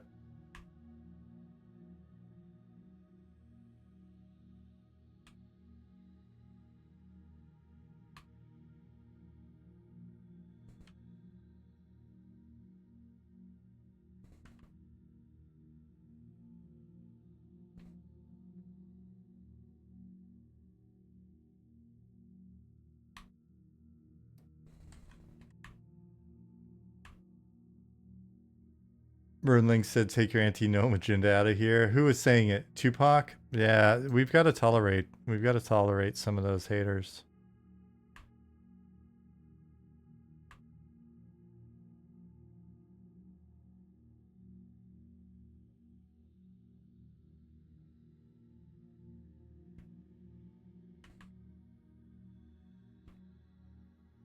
No wonder level designers love to make maps with floating rocks everywhere. You can't mess up. You mean the rocks that are supposed to be floating, or the unintentionally floating ones? That bothers me. I've tried to go through and get every floating tree, every floating rock.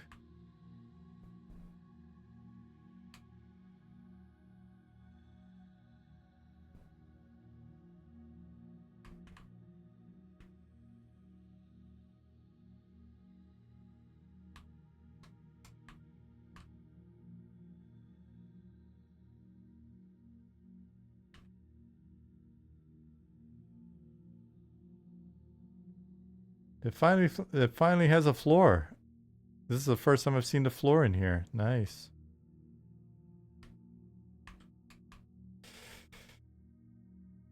Sometimes you gotta flush twice.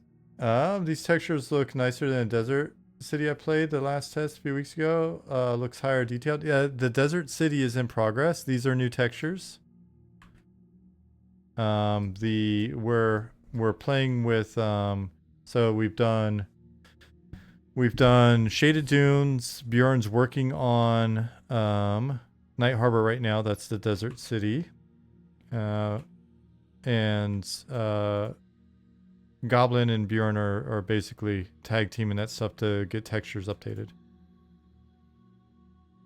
So over time, you'll see more and more new textures come online that will be a little bit higher res. Even like this ground texture is placeholder.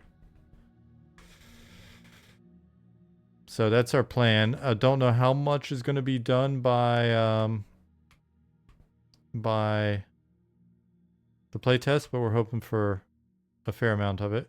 So that's the kind of stuff that I'm saying. Like the more time we can buy those guys to do that type of stuff while I'm in here, like making sure buildings aren't sinking into the ground, the better.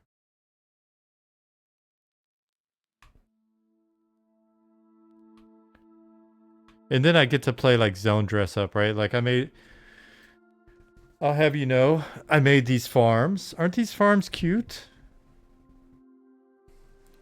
Will there ever be foliage that sits on top of the ground, little bushes and grass? The kind that's everywhere, not here and there. I'm not the hugest fan of everywhere. As opposed to here and there.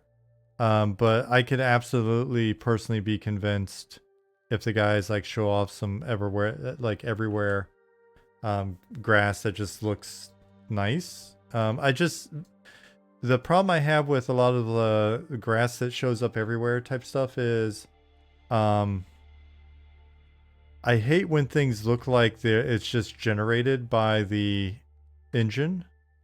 I hate when stuff doesn't look like it was made with like actual handcrafted love. I know it sounds silly, but like you could have something spit out all the trees everywhere, but every single one of these trees, sorry about the F word, every single one of them's hand placed, and I love them. I don't mean the F word was passion, it wasn't anger, but like every tree was hand placed. Now you could argue, is that the best use of your time? Probably not, but you know what? We're not trying to make what do you think we're doing here? Some sort of optimal efficiency thing?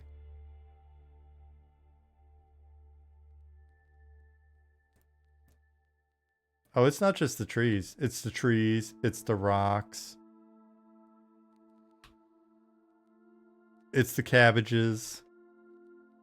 This is some artisanal handcrafted video game.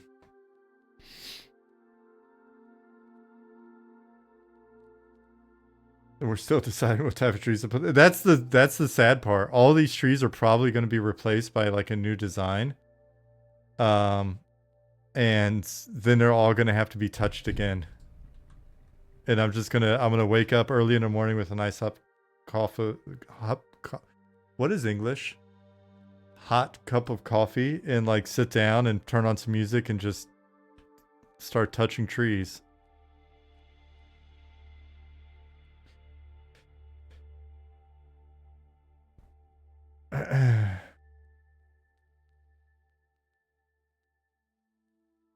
At least one person on the team likes to smoke trees and then place trees, I've heard. But I'm not going to rat that person out. Yes, it is bespoke foliage.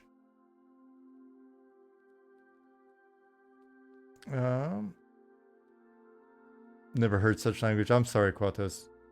Your poor innocent ears. I know the company you keep.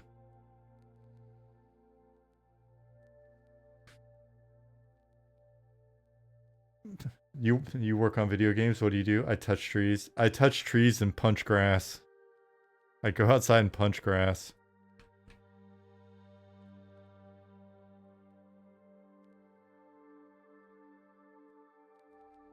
I go outside, punch grass, and just keep saying the word Zukin over and over again. My neighbors are starting to wonder. Zukin! Con!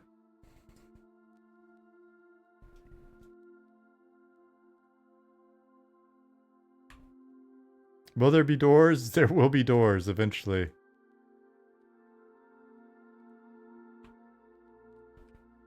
There will be doors. There will be magnificent doors. Some people say we've got the best doors.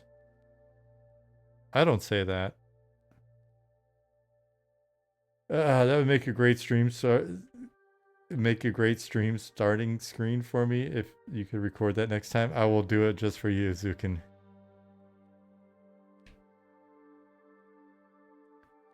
Speaking of doors, Val Kilmer, yes.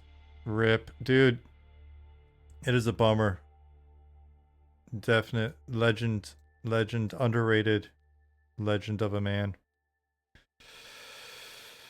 I didn't read the details. Was it he had was it throat cancer for the longest time?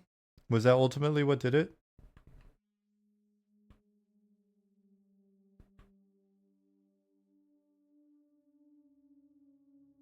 And Zukin, thank you for the Plex offer on that one, on the movie. Take a look. Pneumonia. Yeah, he passed away yesterday, I believe. Or I found out about this morning.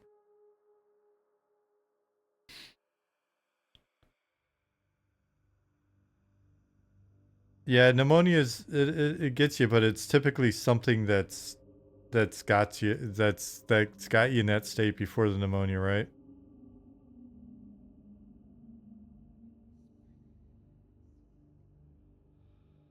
Well, I mean, it's a shame. It was cool seeing him in Top Gun, Maverick. We had just seen him. Oh man, these movies are good.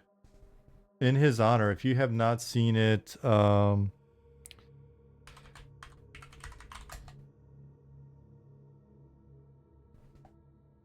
think it was Shot Caller.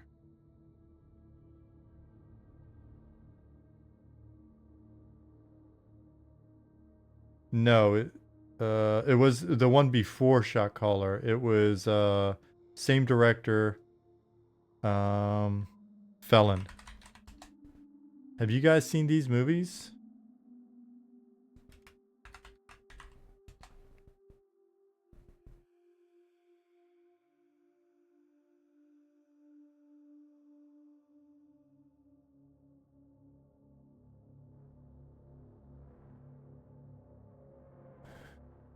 He was fantastic in this movie.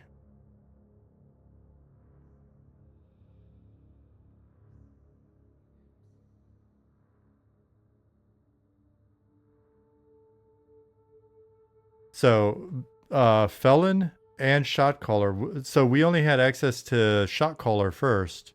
So watch that first. And then thought, oh man, because Felon's the older movie, that we weren't going to be able to, like, it wouldn't be as good. Both movies different.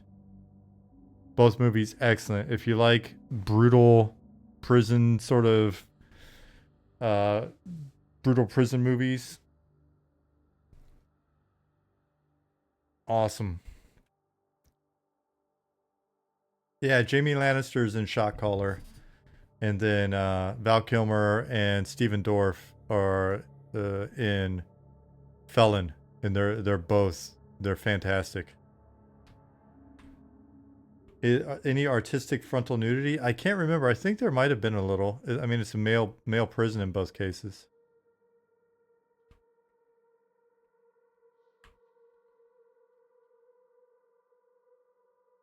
I don't know if it's going to be quite as artistic as Eastern Promises. The fight scene in Eastern Promises was pretty. If you're a fan of full frontal male nudity, then watching Viggo Mortensen getting a pretty brutal, what was it, fight/knife fight in the buff in a bathhouse. It's got bathhouses. How can you go wrong with that? Yeah, the sauna fight. That's what it was. So Cool. While I'm in here messing up the entire zone and then checking that in and breaking everything, I might as well.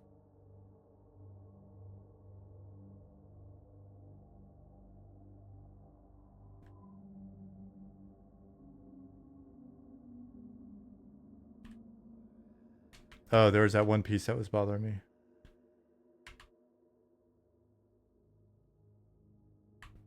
Here. All right, let's find this. Oops, why am I looking there? All right, we're back at it. There we go.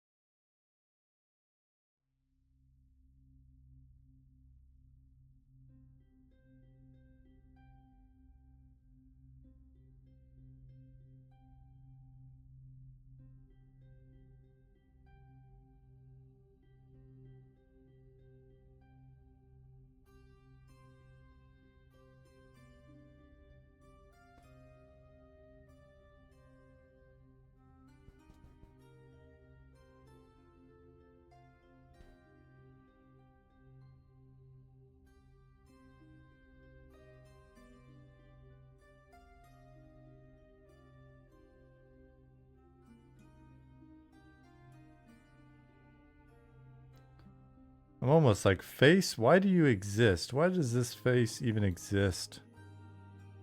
But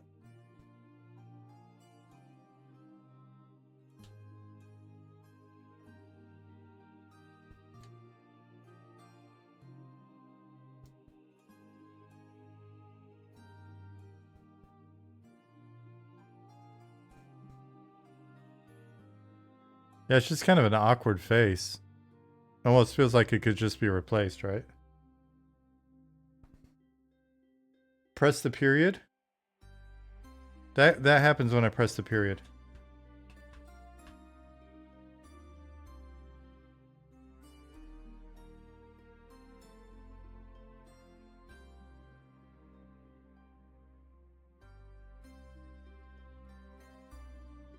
The other period, that's the period I have on my keyboard.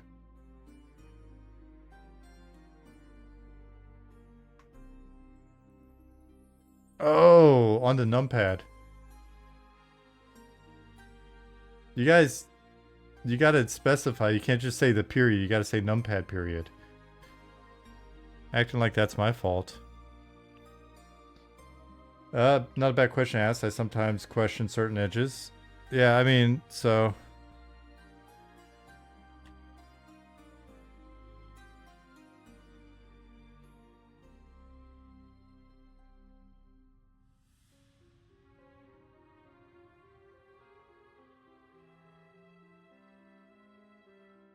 kind of like in that case as well, right? Like, why does that edge exist?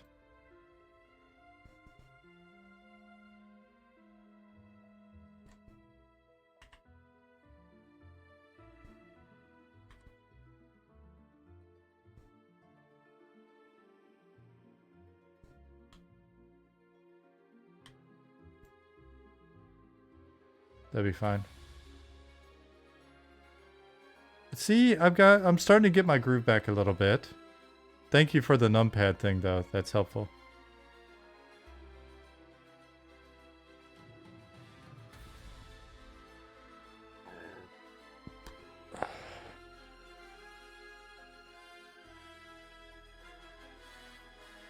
There we go. That's better.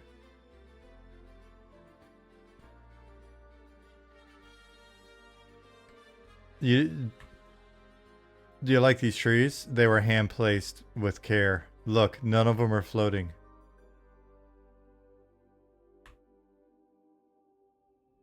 Their spacing? Everyone's spaced specifically. Like, you know what? That tree right there is floating, though. I lied to you. There's a floating tree. Every one of these trees is probably going to get replaced with a different tree. And then all this, it's just all going to be broken. But hey, you know what? As long as it's the best possible experience for you during the playtest, that's all that matters.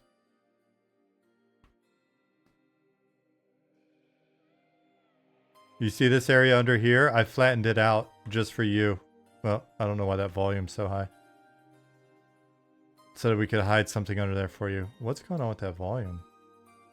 That is an aggressive volume.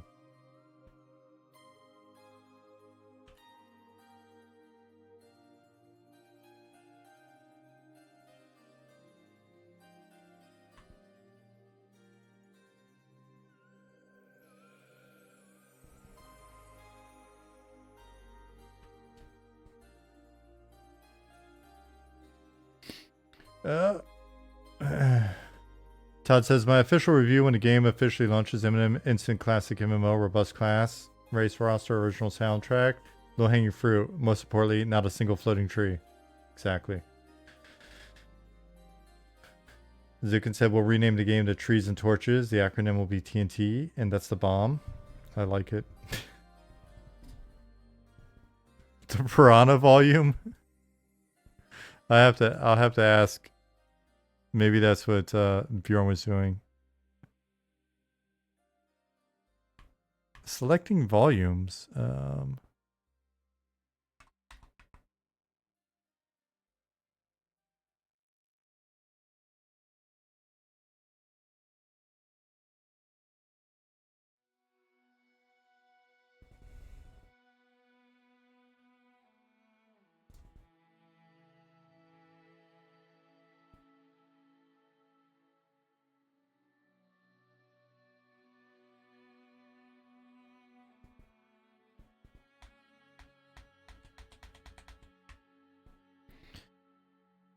There's the volume. That's my volume. That's my boy. Ugh.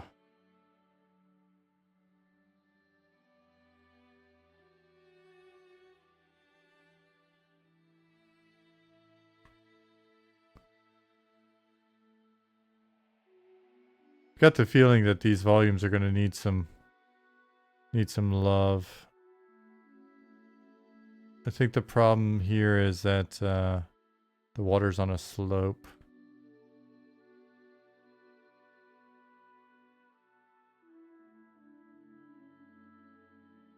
All right.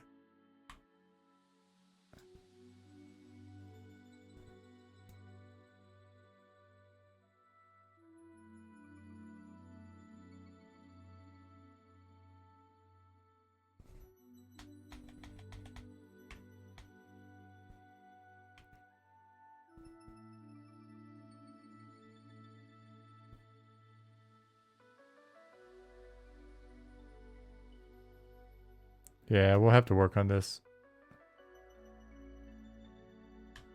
All right. Was there anything else that I saw that was kind of like needed immediate attention?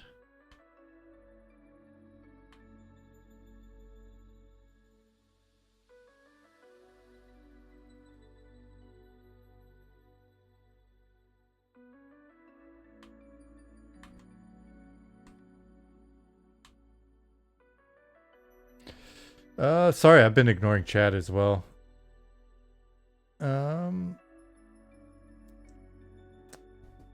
Virtual Freedom says, request, I know this may sound stupid, but I'm that idiot who will go into the water to look behind a waterfall or climb the mountain. That does not seem to be scalable. Check for a chest or item. Any chance there are plans to add stuff like that for the explorers like myself who spent 30 minutes jumping? Yeah, absolutely. We've already got some... Oh, up there's a floating tree. We've already got some stuff like that going on for you.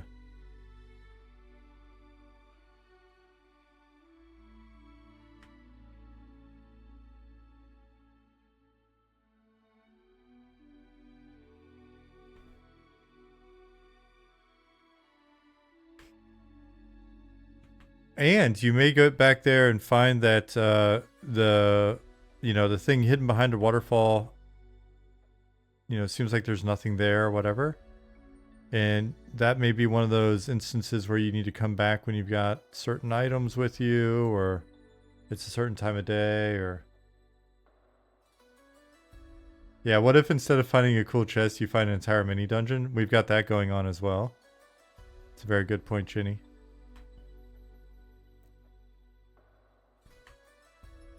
Yeah, we've got like tiny little dungeons hidden and shit. Gonna be any effects when you're swimming, like little bubbles and splash effects? Bubbles, I think, already exist. Splash effects may wind up being added.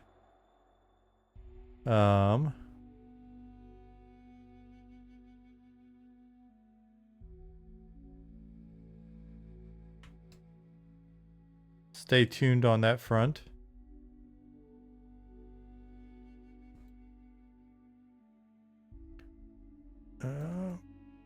I think at some point we need to extrude back here as well to block the sun. When the sun goes over, that way it doesn't... That would make sense, right, Chinny? Like, this back should probably have faces that are blocking the sunlight.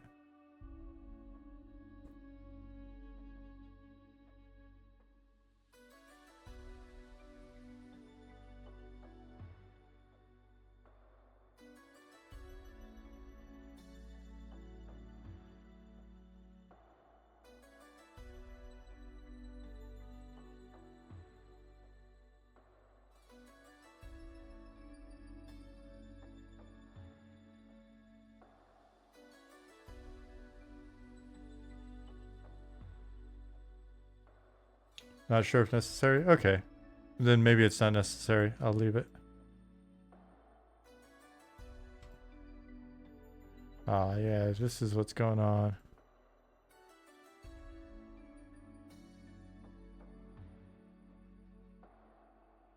Another silly question. World bosses that are FFA. I love that as a casual dad player in MMOs where you could jump in and insert. I am helping a meme here and collect some neat loot for helping a world events. It's also great to bring people in from across the world to kill certain bosses with others.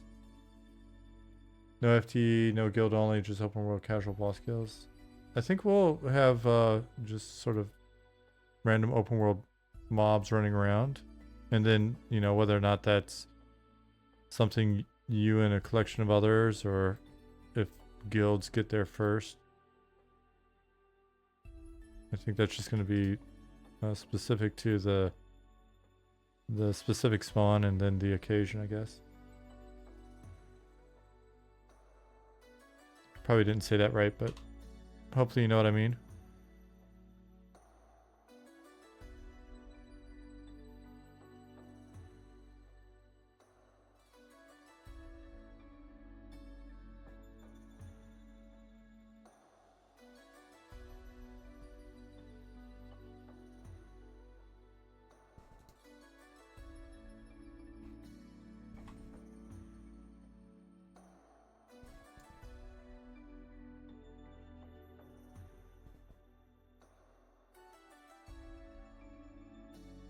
I think Virtual was wondering if world bosses were open tag. As long as you attack it, you're eligible for rewards.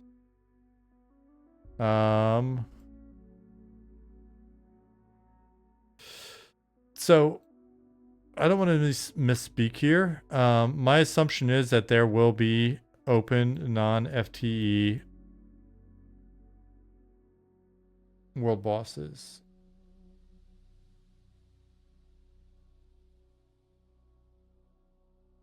May not be everything. Now, whether or not you're eligible for a reward is going to come down to like whether or not there's whoever's essentially whatever group is got the rights to it at the end of the kill, right?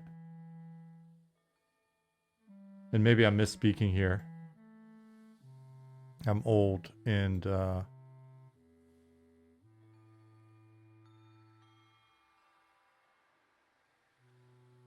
Maybe this needs to be triangulated.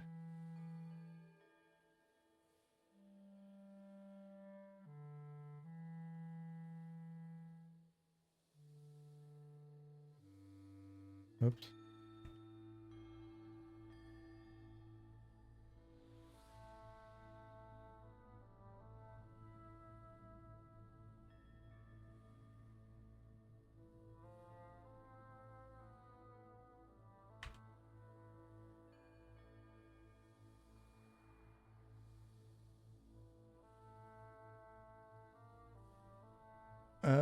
A lot of those things in games are based on contribution to fights. In my experience, you did X amount of damage, so you get a gold star rating and get X item.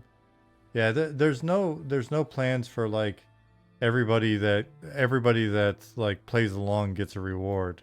It's gonna be like when the boss is dead, then whatever group did enough damage to basically claim the victory will determine what happens with rewards.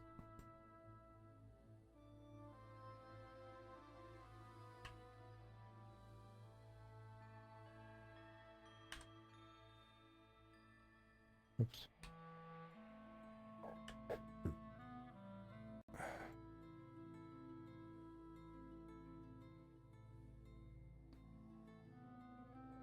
Oh, I know what I could have done to make this better. I could have just like... Wonder if that'd be a better way to do it. Like do this and then I'll just maybe cut it.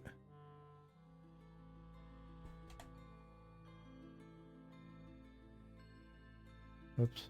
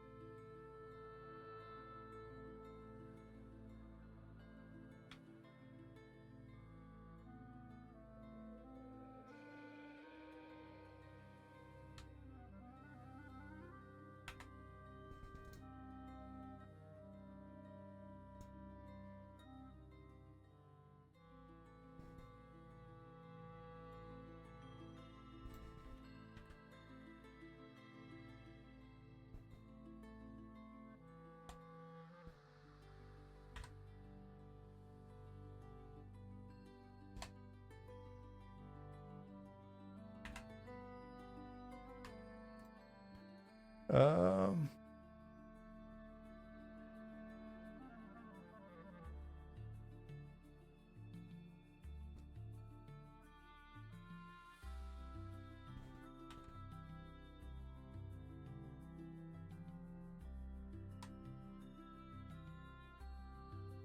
What in the world?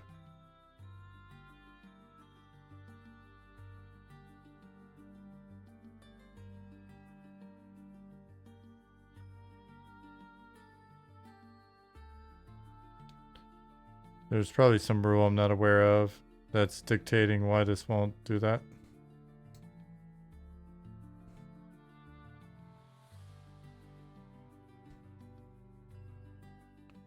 If I want to...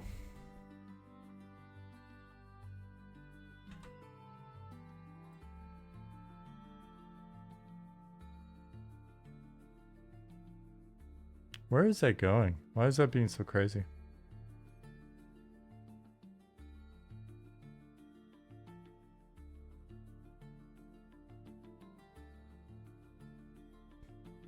We'll just do that then.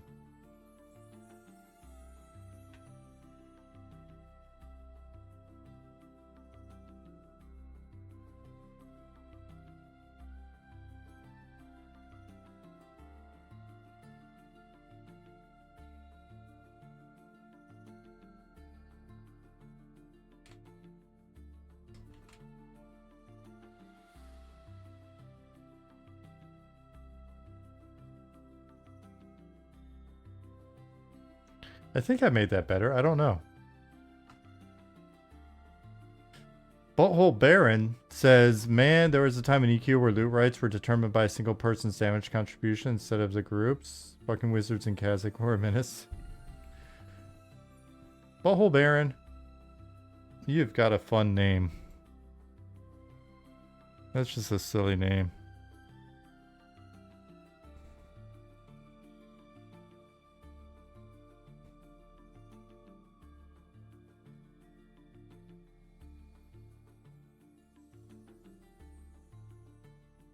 Bubble Baron takes offense. I'm like, I'm very serious about this.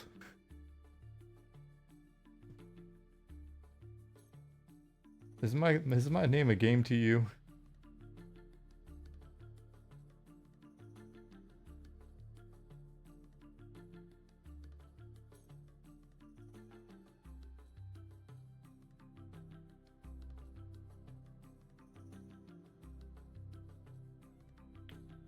Checking Slack really quick. Nothing crazy going on. Though I do seem to be tagged. I will mark that as unread because I can't think about it right now. Cool.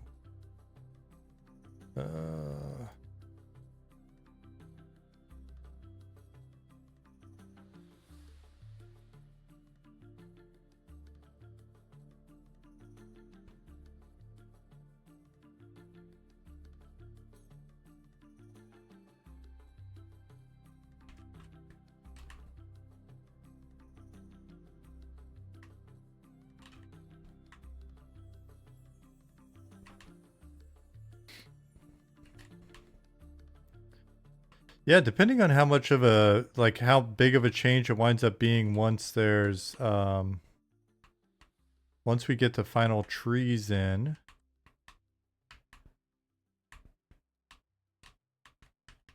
Then, the zone may be, I mean, I think the zone's, it's pretty good. It's just going to come down to what the final trees wind up being or doing. Then we'll have to look at, there's some fixes like this zone wall even.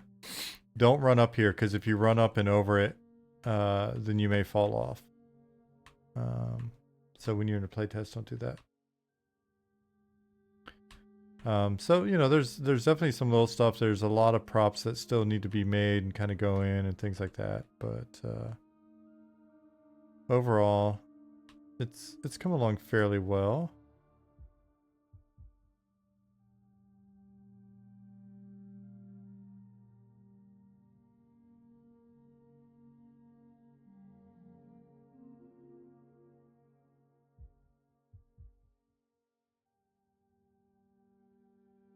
Somebody asked like an hour ago how many zones are going to be available for early access. I meant to tell you we've got an FAQ, but I think it's like we've announced something like 12 or 14 zones of various sizes.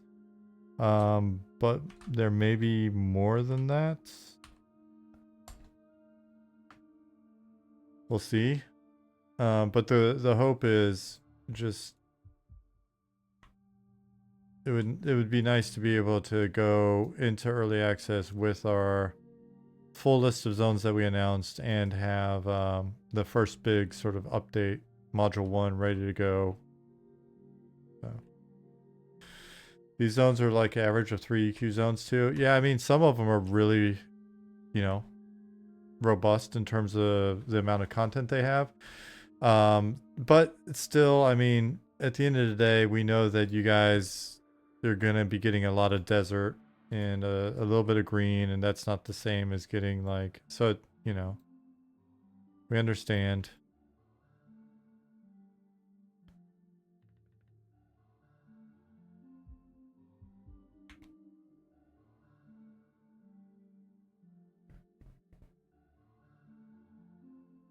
Is there a name for that tree design where the leaves and branches are just billboards intersecting at 90-degree angles? I like that old school aesthetic. I don't know if there's a name for it, but yeah, that's what it is.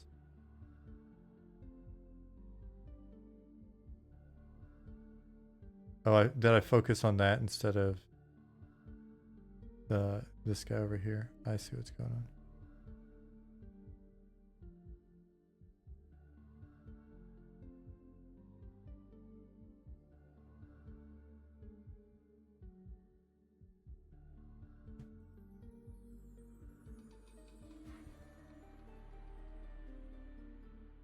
Yeah, all of this just kind of lumps over. It doesn't have enough, there's not enough like sheer angles here to keep you in the zone. So we'll have to fix that as well.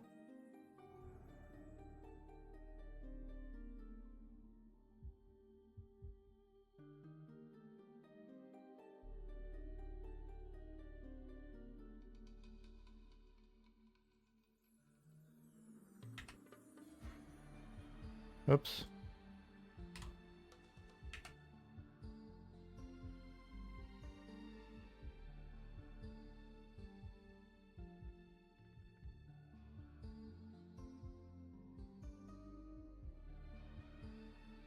Yeah, I don't think what I was about to try is actually going to work, so.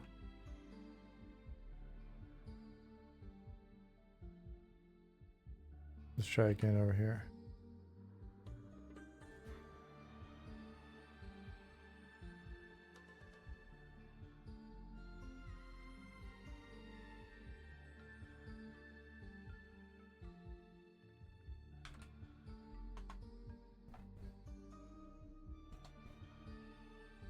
There you go. Thank you. Thank you for the technique.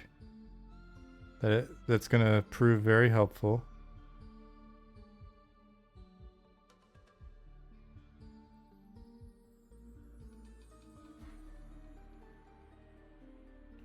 One of you taught me that technique years ago when I was doing Blender stuff before as well, so I appreciate it.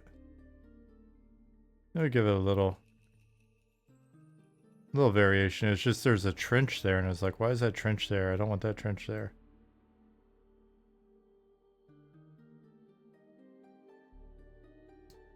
Oops. Oops.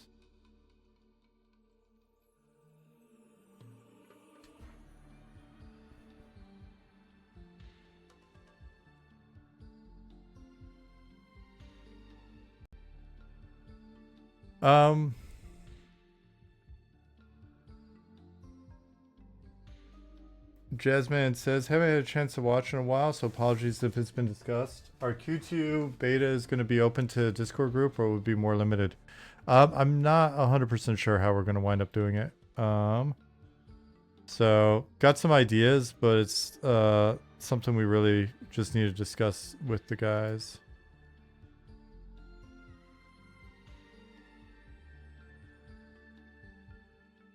Is there a way of, because ideally, I mean, the more input we can get, the better. So is there a way, like if I'm placing that doohickey, I could have sworn that it would serve as the sort of like the focal point when I'm like navigating around it, would strafe around it. Is there something I just need to? So like the difference between local or global or cursor? No, guess not.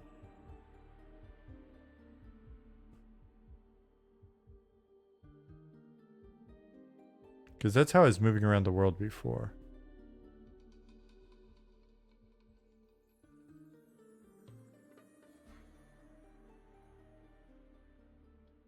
Maybe I'm just in the...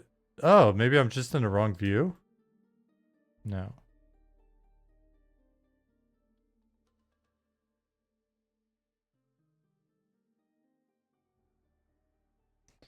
Or you can use free fall. What's the... Just keep pressing period as long as you work through.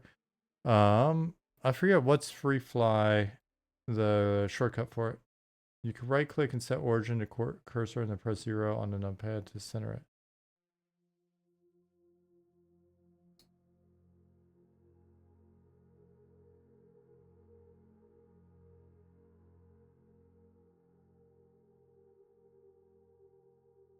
Shift right click, right?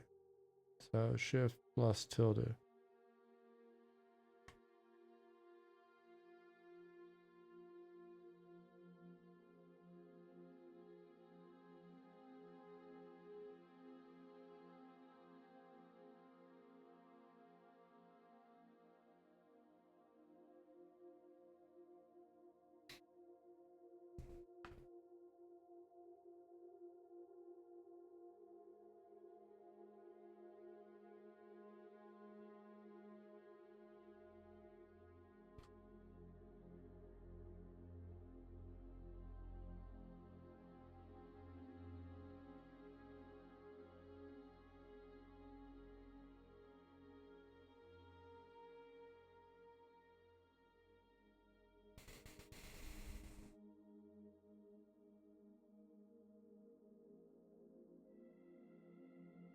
I swear I was doing something different before. I'll ask Bjorn tomorrow.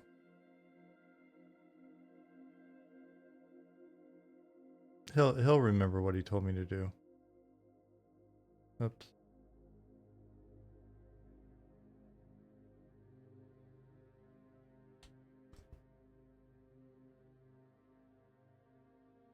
Still riding the dead horse or 10 nodes in. Spent the last test harvesting and looking in Shaded Dunes and beyond. Still no luck. I thought so. Tag Rift in Discord.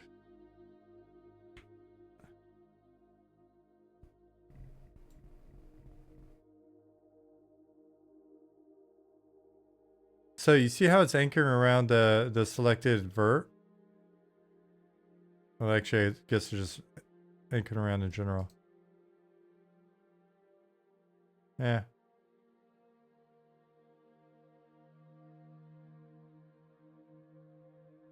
Anyways, let me export again.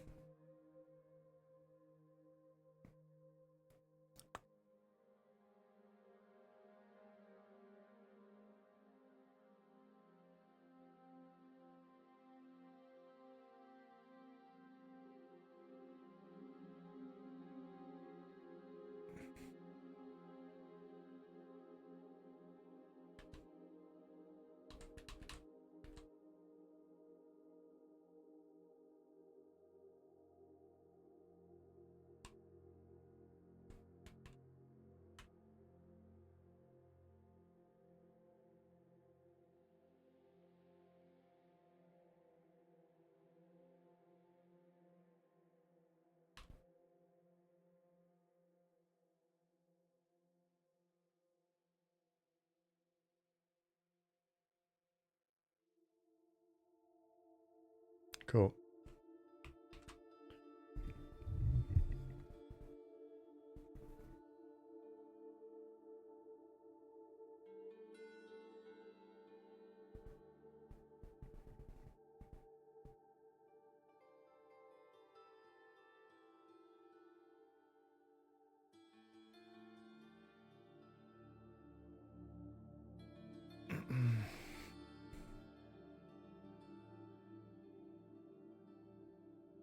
Nope, I should probably pull.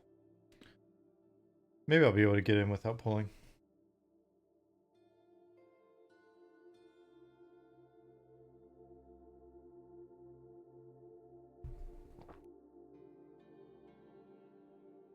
Hey, it drops.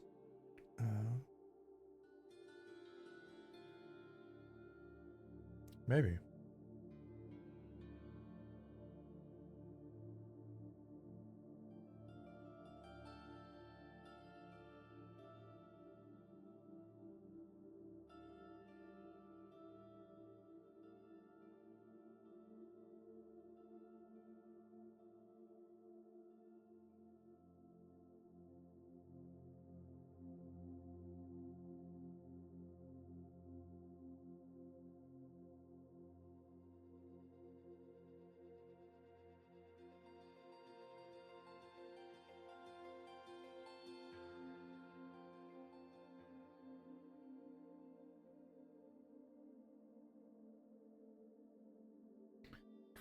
All right. Where am I originally from in America? I was born in Florida, but I was an army kid, so I've lived in Florida a few times, Louisiana, Alabama, Kentucky, DC, California, so San Diego specifically. Austin, Texas was the last place I lived in the States.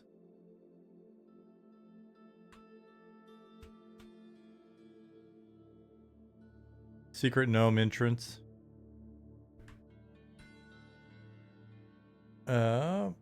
This is my 4th time living in Germany.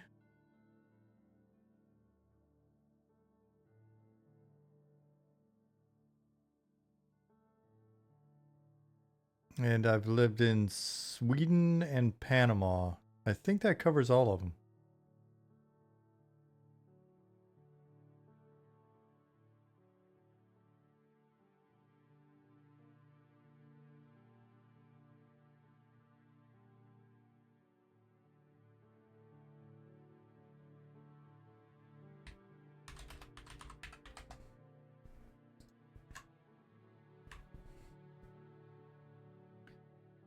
Yeah, I lived in Stockholm.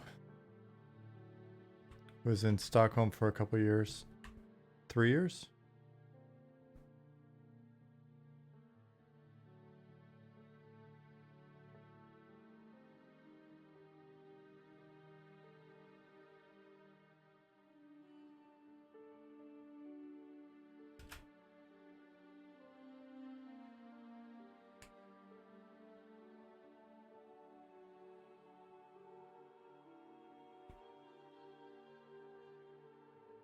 Where do you live in Sweden?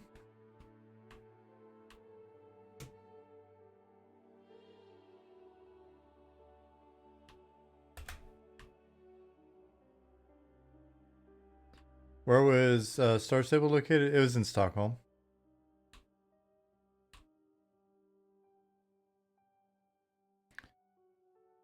Way up north. I wouldn't be able to pronounce it correctly. I don't.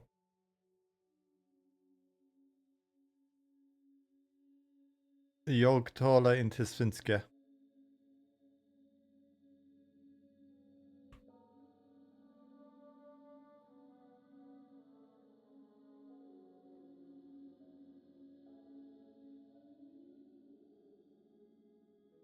Close to, yeah. Dude, the pronunciation's like, my wife actually speaks Swedish. She's German and she was learning Swedish to potentially work. Cause she's an oral surgeon, and so she needed to have a C1 Swedish language certification in order to work there. And we were thinking about maybe staying there before all of this happened with the game spinning up, and so we decided to come back here so she could work at a clinic with some friends of hers. So yeah, she learned Swedish, but I mean she's really good with languages. She likes to learn languages for fun.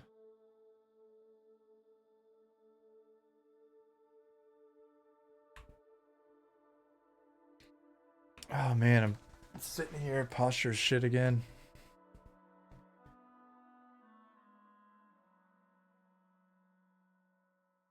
It sounds like Pete AO. Pete AO. Your language is amazing though. Swedish is one of my favorite languages to listen to.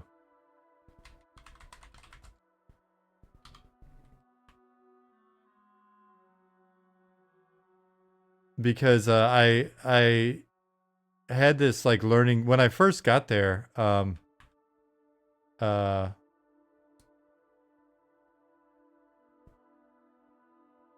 I first got there, I was actually trying to learn some Swedish. Because I was, I was still single and stuff, so figure I'd learn some Swedish, hang out there.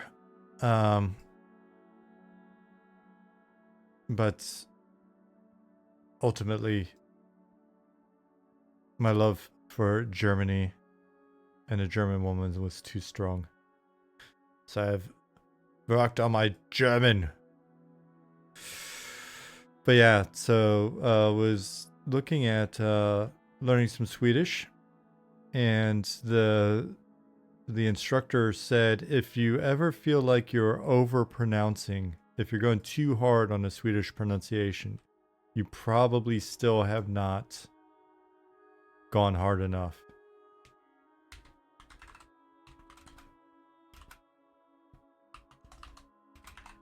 If it sounds too exaggerated, it's still not exaggerated enough to be real Swedish.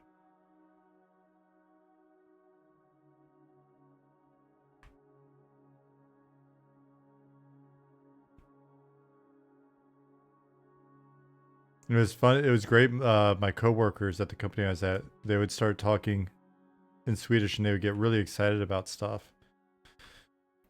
And they would like trill their R's.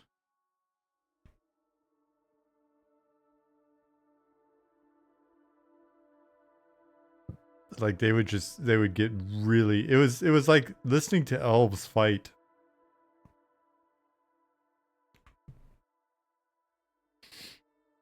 Yeah, we do hard R's in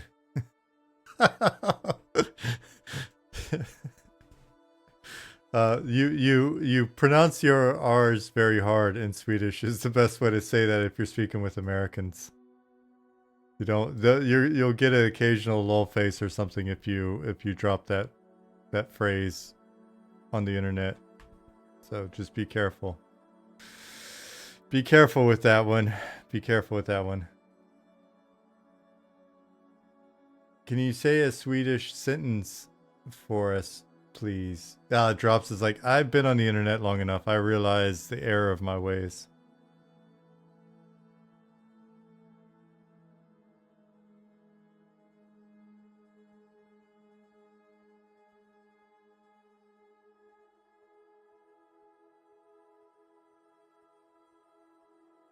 How would you overpronounce something, Drops? Like I mean it's a bad example because my pronunciation is so shit.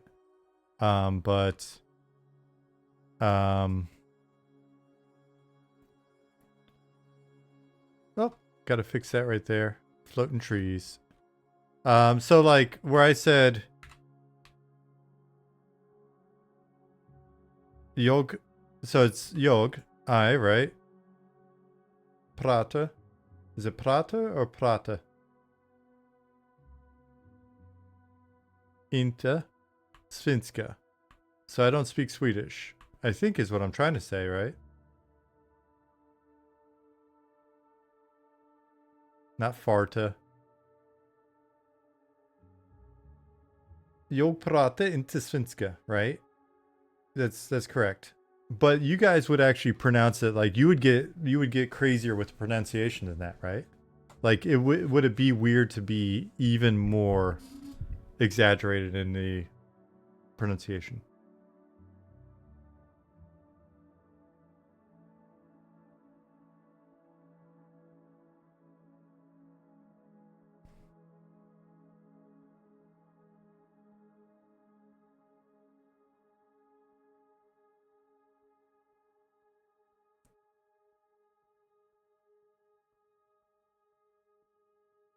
So all those changes are good.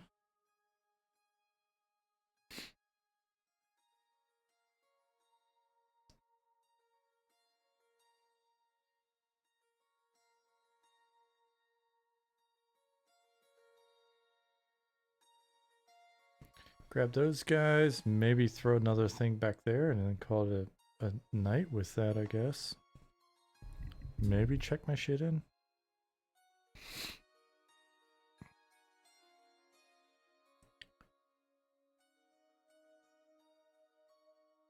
Jag pratar.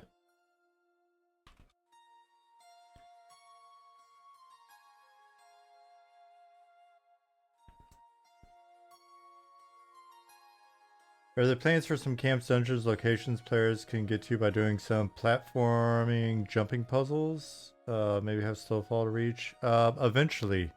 And we had one in, but it didn't quite turn out the way as expected. But yeah, we'll be working on more of that. There is at least one puzzle entrance that you'll have to figure out.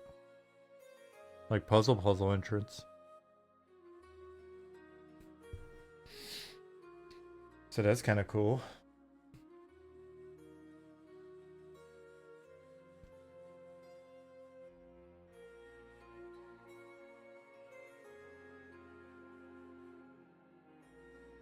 Ah, that's all one piece.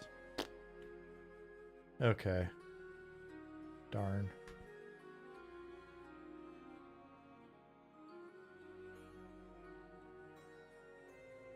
Oh, there's a rock formation out there.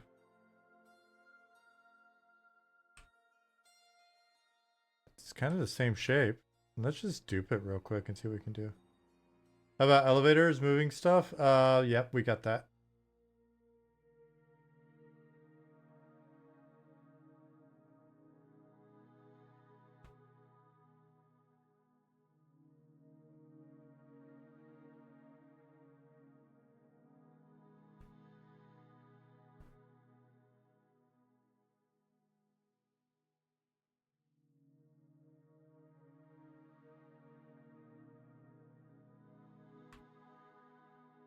I'd like to see some spots where folks can miss a jump and spot on the ground. That I think. I mean, there are already places where you can definitely fall and die. If that's your thing.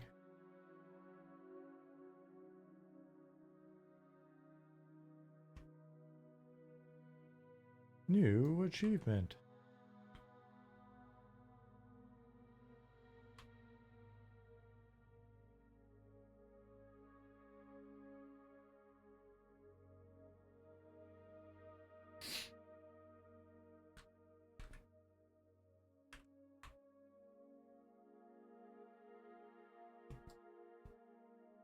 I'm only on we're only on book 4 so far. We haven't had as much time to listen lately.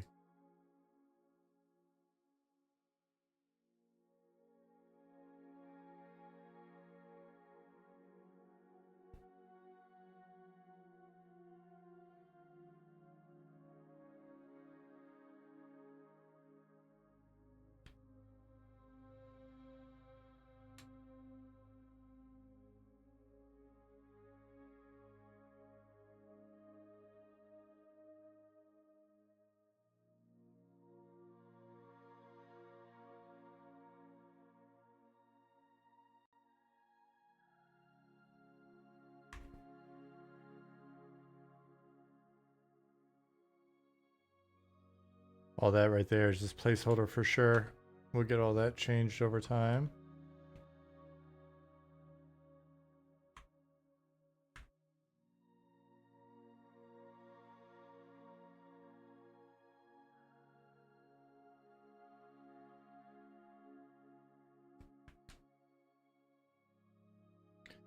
I wonder if you will get a strike. I started listening to it on stream. Oh, if we start listening to it on stream, I don't know. That's actually an interesting question. Maybe.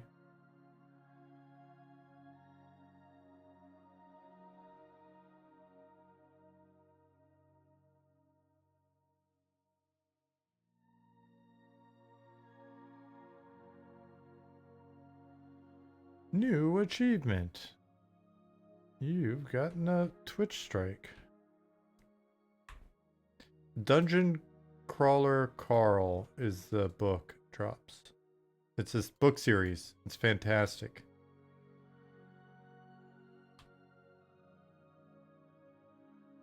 People are probably tired of hearing me talk about it. I got introduced to it recently and my wife and I have been listening to them. We love it.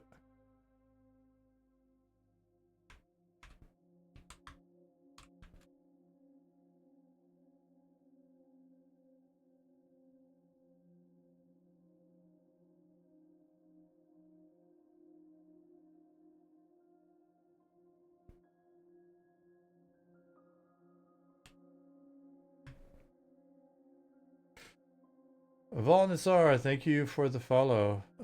Years ago you could avoid strikes, but you had to delete the VOD or have the audio on another channel that wasn't being recorded.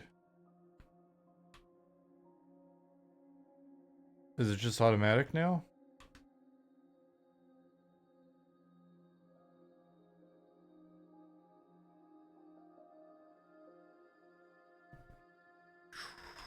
I think we're good for today probably with regards to this stuff. The props that I've been propping.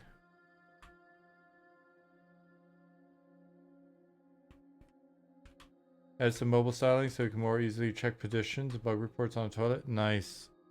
Swanee's been doing wonderful work on our petition and bug reporting tooling. So if you get good customer service in the future, be sure to thank Swanee.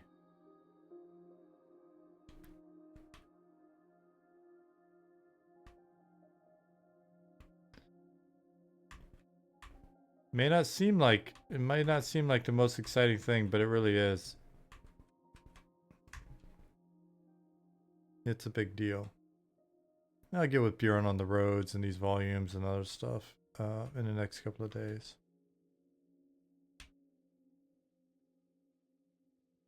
save. And then come over here, load zone spawners.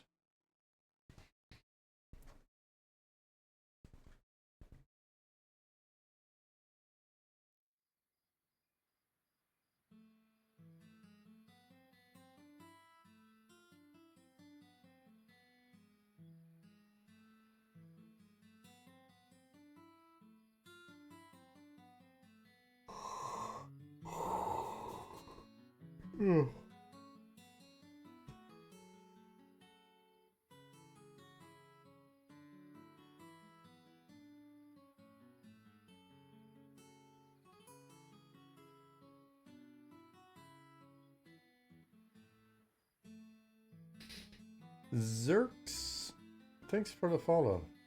Appreciate it.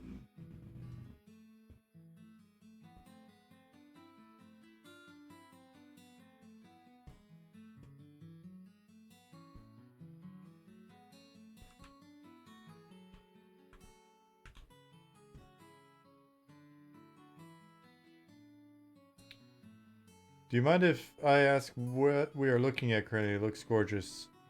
We are looking at a village within Keeper's Bight. So we've been doing work on building out Keeper's Bight. So it's just north of Vale of Zentar, just south of Evershade. So it won't be 100% for the playtest, but it'll be started.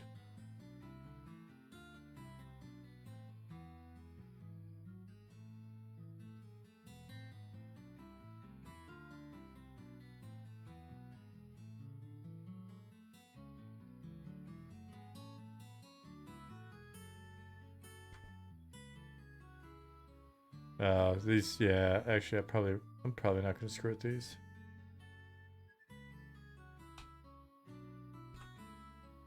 Cool.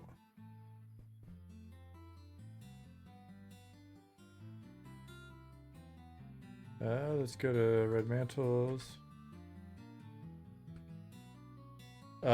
Is that a specific race or just a general place? This village will be primarily human. But it'll have a mix. I mean, it's fairly open. Because just kind of it's a little outpost. So because when we get some actual stump props, you'll see that they've been over here doing some logging, then processing the wood. Because there's places like Night Harbor. People are always like, where's all the wood come from in Night Harbor, right? Because we just have palm trees there, right? So they've been doing a little lumberjacking. Speaking of jacking, let's actually get these guys down while we're here.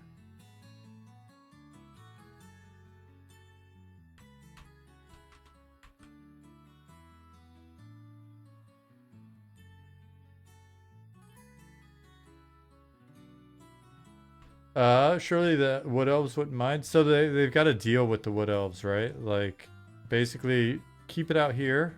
They've got some of the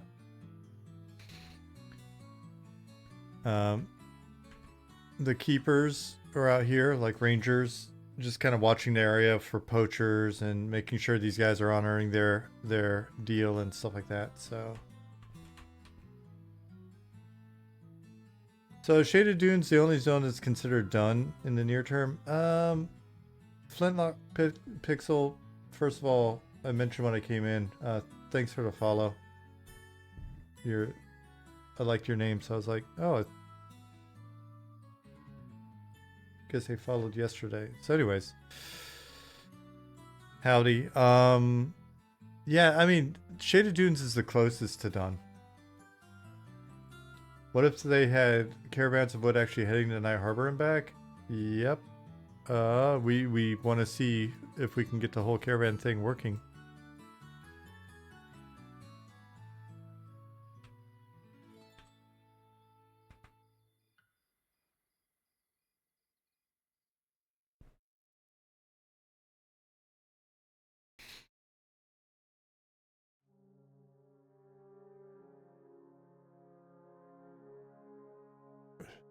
Imagine having a quest to protect a caravan. And what if they're giant bandits? What?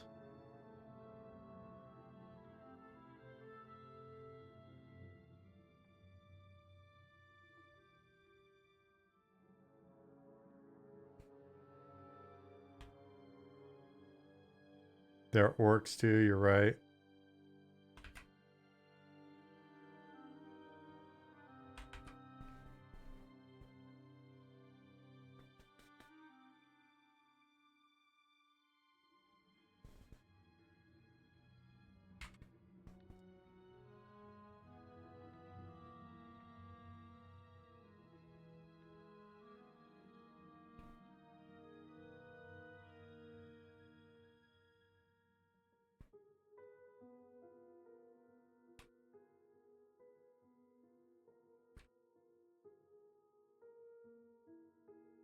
Go load your caravan with explosives and let them take it.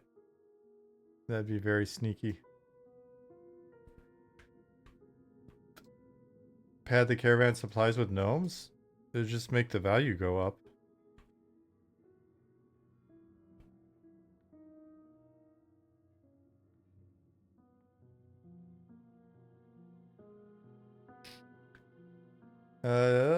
Did you guys get a design on Wizard's Bard's pyramids yet? We've had some in the game.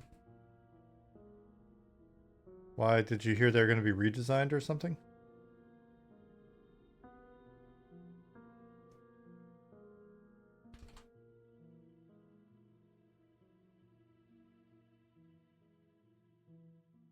Yeah, we've had some in the game for a while. I mean, I think they might be the ones I made like in 2020, so or no, actually I didn't make them. I think Pattis made them when he came in. Yeah, but no, we've got some in.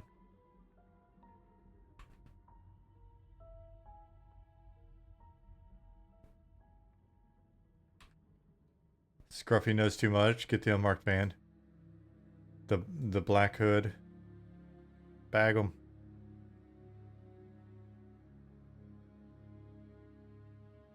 Does that mean that there will be wood elf pirates that take the wood shipments? You just like saying wood.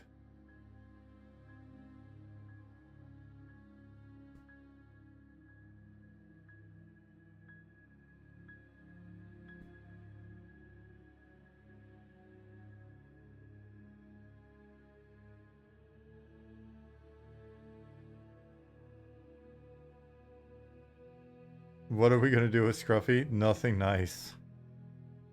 We're so mean.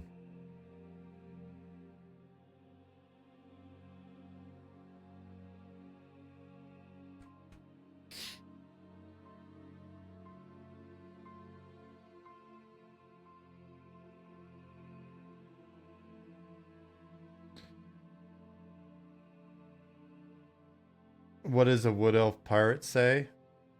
Splinter me timbers. That was pretty bad. That was awful.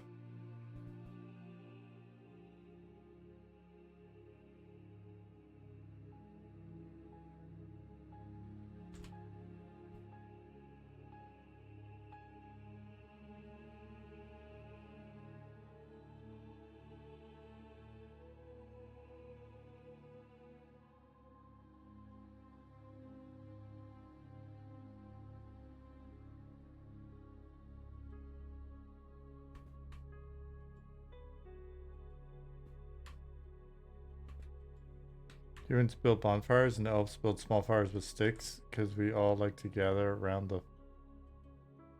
fire.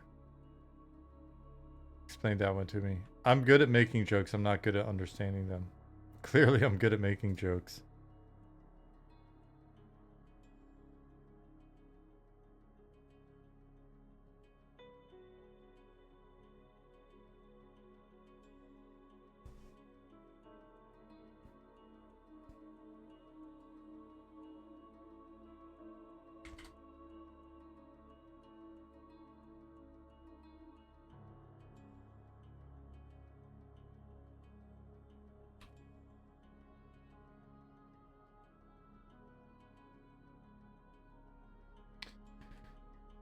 I was so close to being able to peacefully watch this whole stream, and then someone had to go and throw a meeting on my call for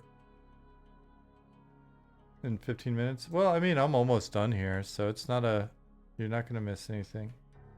It was a bad joke. I think I'll sit and see where 22 weeks. I'm really bad at understanding jokes. My brain's too literal sometimes. It really screws up jokes for me so often.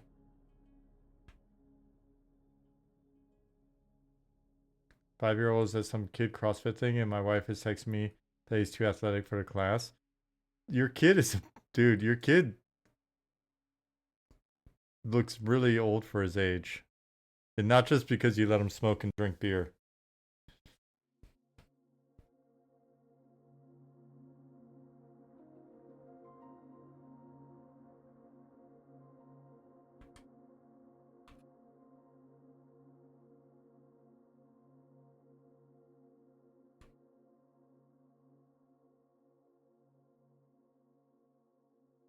Like your kid, your oldest makes me like your oldest to me like seemed like maybe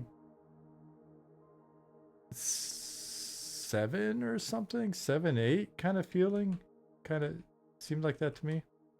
Todd said, a goblin pirate walks into a bar with a helm as a giant belt buckle. He tries to order a drink but keeps knocking over stools, and the bartender says, little sewer gnome, you have a steering wheel getting in the way. The goblin says, yar, and it's driving me nuts. Alright, we'll give you that one.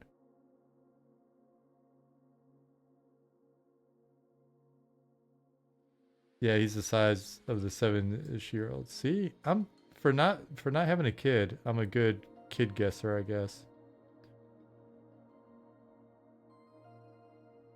But I used to have a skate park.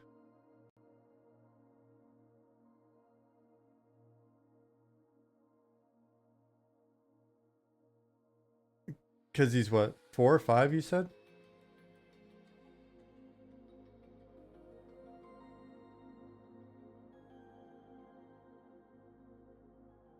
5, yeah. What are you doing right now? Placing some additional NPC spawners everywhere where you see a number is either a spawner or a pathing point. Or a volume with like a random wander in it. So yeah, I'm just dropping in some spawners right now. Sorry. I could have said something there.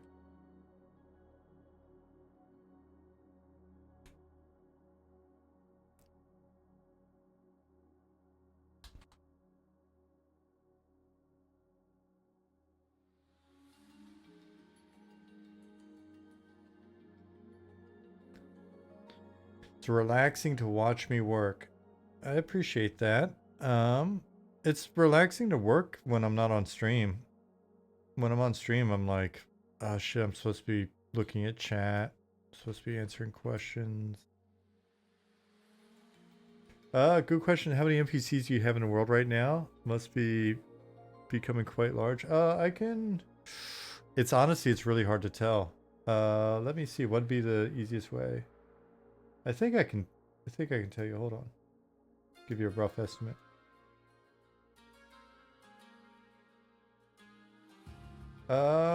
We got about 7,700.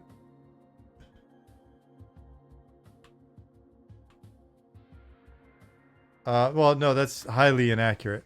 We have 7,700 various spawn points, but some of them are volumes that contain anywhere from like a volume, if it's a big area, could contain 100 NPCs if it's just like a big ass sprawl, like in a desert or somewhere. So I have no idea.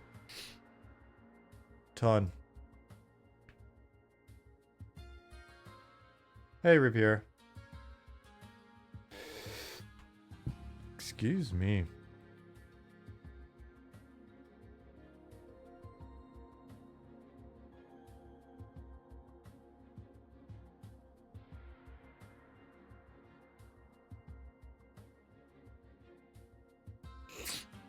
But I think even like Night Harbor's got a couple thousand NPCs in it at this point.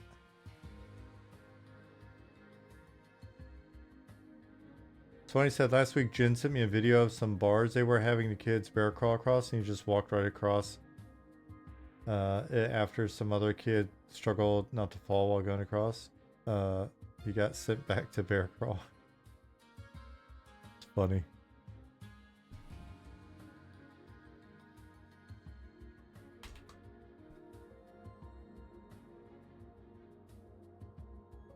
Oops.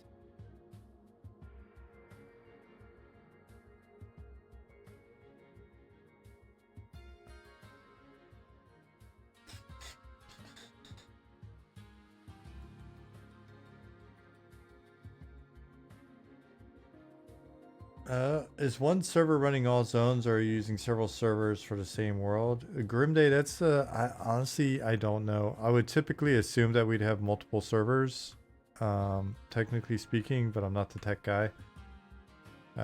So if one of the tech people is not in here that can answer that for you, and you're really, really curious, then ask us in Discord, and Ali or somebody will answer the question. I'm always cautious on that front.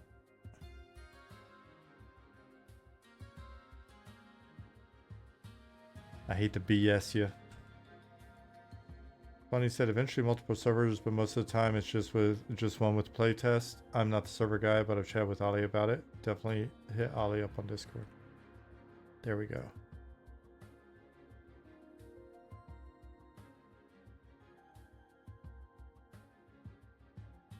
Hey, Vanifact.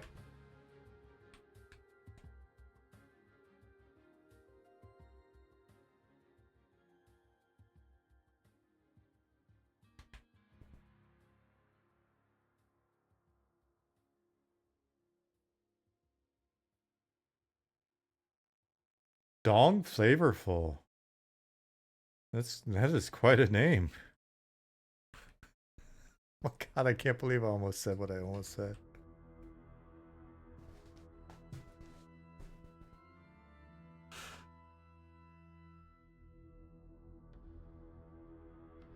Okay. The pleasure is mine. Why not? It's a bunch of old people in here anyways. The first thing that popped in my head was just like, well, that's a mouthful. And then it was just, I was like, that's highly inappropriate, even for this stream.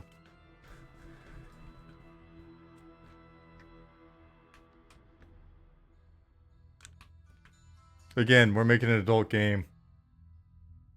For adults. If you can't take that joke. Right, Doggeroni?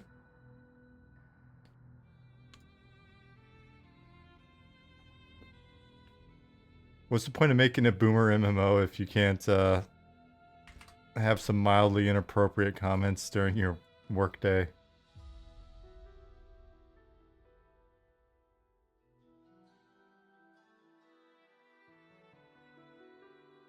Jason Schreier's writing an article about me right now.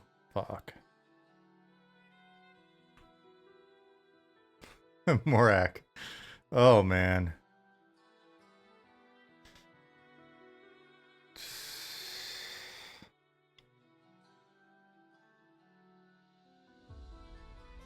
I think most humor is good, to be honest. The world needs humor.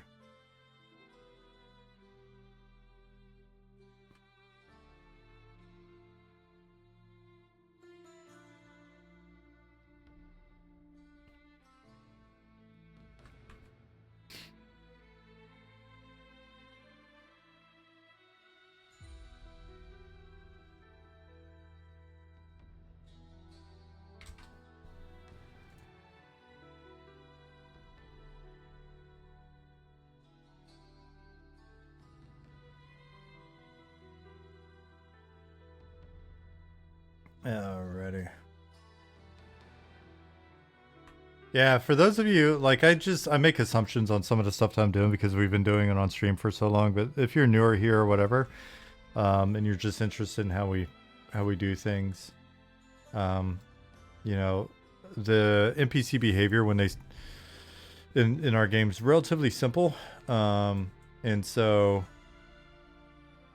you know, we can do more complex behavior during combat or whatever, or we can, you know, take this as far as we want. But for a lot of stuff, we're not going to spend a lot of time and, you know, money on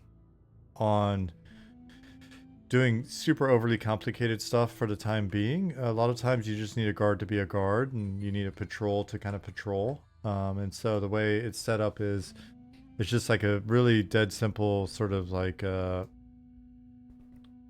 database structure that we have that we're using in the background, right? Like for pretty much everything, it's just a big relational DB. And so things are pretty straightforward, and our zone commands, NPC commands on spawn, are no different. And so basically, we can take this NPC spawner here, right? Put them in the world via here, and we can pick what spawns at the spawner. They'll drop down.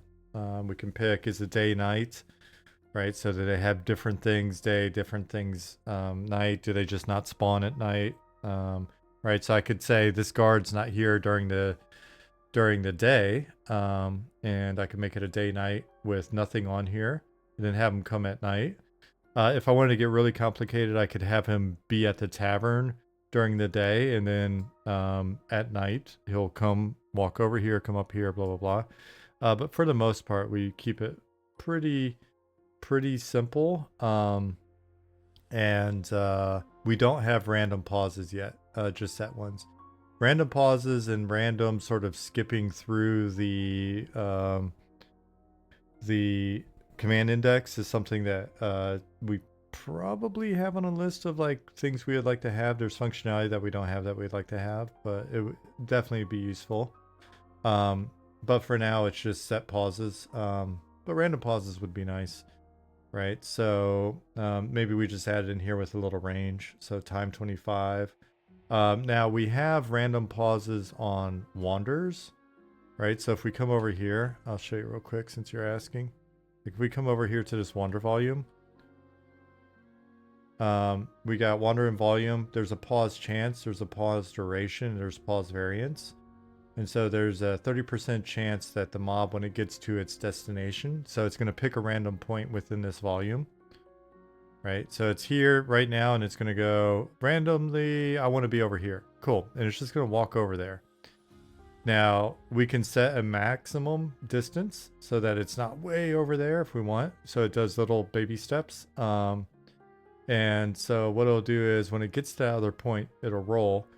And there's a 30% chance that 30% chance that it pauses. If not, all it's going to do is immediately pick another point.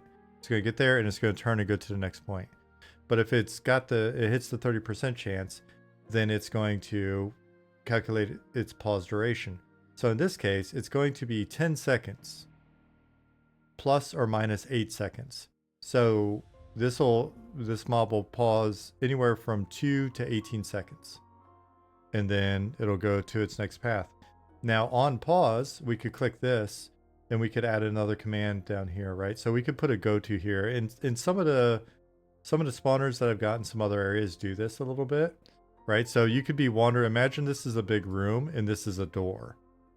So he could be just wandering around the room with this, and maybe we give him a higher pause chance. And then we put a go to right here. Like, well, I'll just show you, illustrate it. So like go to, oops,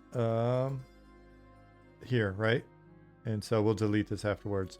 So basically, when he hits his pause, 30% chance that he'll hit the pause, and on pause, when he's done pausing, he's going to walk to this point. And then after this, we'd probably just give him a go back. Like typically what we do is to loop this index is then we'll have it set active command 0, which will be wander in volume. So it'll go back into volume. Now, I haven't really thought about this. I don't know if it picks a new point in the volume before it gets to the volume or once it's in the volume. So that might be some weirdness where it would clip through a door.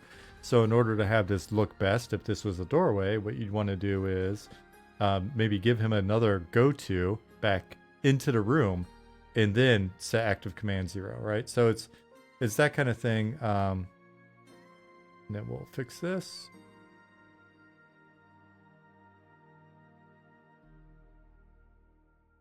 Yeah, I would just add like manually do a return point, right? Because it's not like oh, you guys might, the stream delay, you might be catching up. Do you have named mobs in game? Yeah, we've got a shitload of named mobs in game. So there's like an entire Confluence page at this point of just like more and more named mobs. We've got a ton of named mobs in game. Across all level ranges. I think at this point probably 1 to 60. I mean, there's no level 1 named mobs, I don't think. Or any of those mobs named Abad. Yeah, our default mob is Abad. So if you see an Abad somewhere, it's just is incomplete. But yeah, so basically the way stuff works is we spawn it in, we run them through a series of commands, and then at the end of it, we just loop it back to the beginning. But if we want, we can do loops within this index. And so it'll loop, it'll loop, it'll loop. And what we can do is we could do something like we could set a trigger. And so if it says, you know, do thing, when do thing is trigger is fired somewhere by something, then it will skip, right? So it could just be looping here, doing a few things. And the trigger could be, it could be night, right? That's a universal trigger. Or it could be 1800. So at 6 p.m., it will jump, or at night, it'll jump to the next, wherever it's specified, right? And then it'll start doing that series of commands.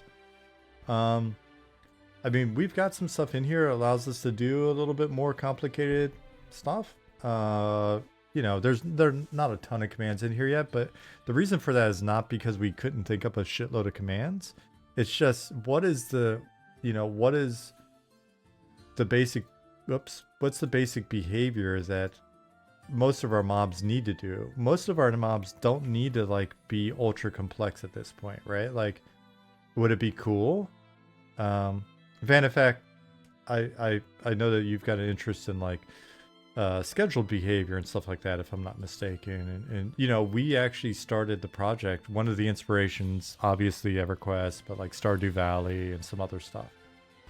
And so the idea of like having NPCs be on more scheduled behavior and all of that, it's something that's been in my mind. But, or been in our mind, but the, you know, the reality is there's also a certain amount of like, I've seen different games, and I've actually worked on a game where we came up with a really, really complex sort of mix of AI, scheduling. So essentially there's a patent that we filed for the system that we set up for DC Universe Online early on. And it uses, I mean, it was back when we first read Jeff Orkin's goal-oriented action planning white paper. I think he used it in Fear 1 and 2. And so it was like, is this crazy system where it was a little bit of the director's system from Left 4 Dead, along with GOAP for the base AI, along with like all sorts of crazy shit that could happen. And it wound up being so unpredictable that it could have been fun in certain contexts or in a certain game, but like there's a certain amount of like benefit that I think this type of MMO gets just from being a bit more predictable, right? So it's you know, you want some emergent behavior, you want emergent situations, but like, I don't know, it should be more of like situational dynamics and stuff, and not like every NPC is doing something wacky or whatever.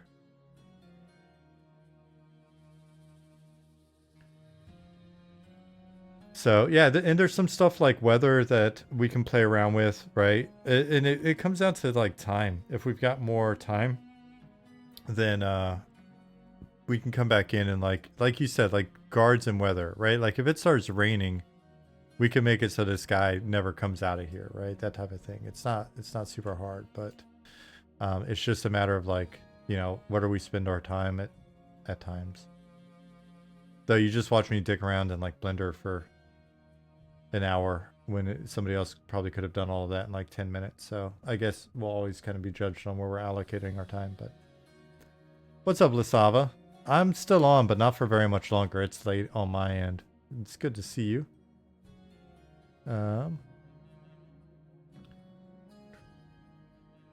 Thanks, Miklos. Had my schedule mapped to a dictionary, and the key was just the start time of that time frame.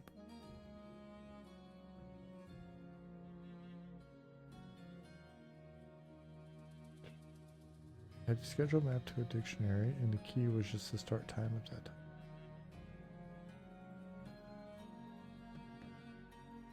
For some reason, I'm thinking you're saying that you randomized the schedule based off of... I don't know. I think I'm overthinking what you said. Absolutely. Even if it's no name NPC who goes to bed and is replaced by their wife at the merchant position, makes things alive to me. Yeah, I watched your discussion on that.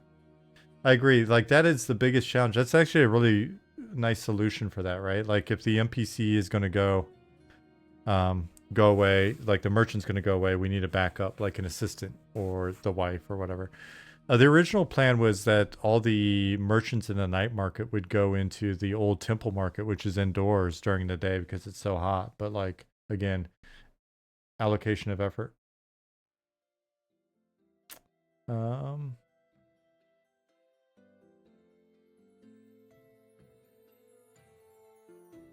Zenfar says, always liked how Elder Scroll NPCs would go to the inn after work and go to bed and hide from rain. Yeah. Did I read that one out already? Yeah, so we'll see. I mean, we'll see how much of that we add over time. We've got the capability. We just need a bandwidth. Benefax said, hey, at 8 p.m. this dangerous NPC walks past the bank to go to sleep. Build those Sergeant Slate moments in. Yeah. Or that's when you know to jump them, right? Like that's when you can actually assassinate them.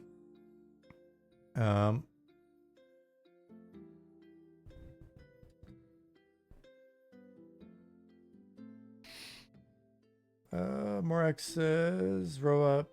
By the way, super late, but I got that wrong with zooming in on the selection Blender. All you gotta do is press the period key on the numpad. Yep, we've discovered that. Yeah. Okay, well, you know what? It is 11 p.m. I've almost kind of sort of done various things on this stream, so I don't feel too bad. I'm not going to check in my work till tomorrow, so bad me. But the only other person that's really been in here has been Bjorn, and he's busy, so. Yeah, Blender's not bad. I just need to remember how to use it again. So I'm gonna head out of here. Is anybody on our team streaming? I could do a quick raid if somebody's streaming. Otherwise, I'm going to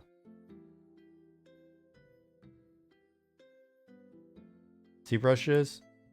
All right, I'm gonna raid Zach, and I will see all of you guys on Friday. So, and it may be an early stream with or a late ending or whatever. Jasmine's out of town on Friday, so I can do whatever with my time. Thank you everyone for being here. Usually I like to say goodnight to everybody individually. Dong flavorful. But I am going to raid Zach, so I will make it up to you on Friday. Thank you everybody for being here. Let's raid.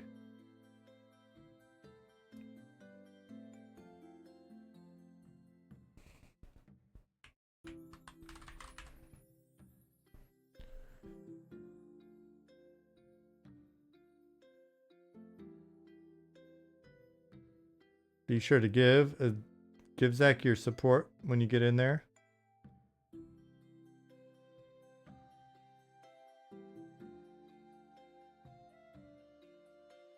All right, we are raiding now.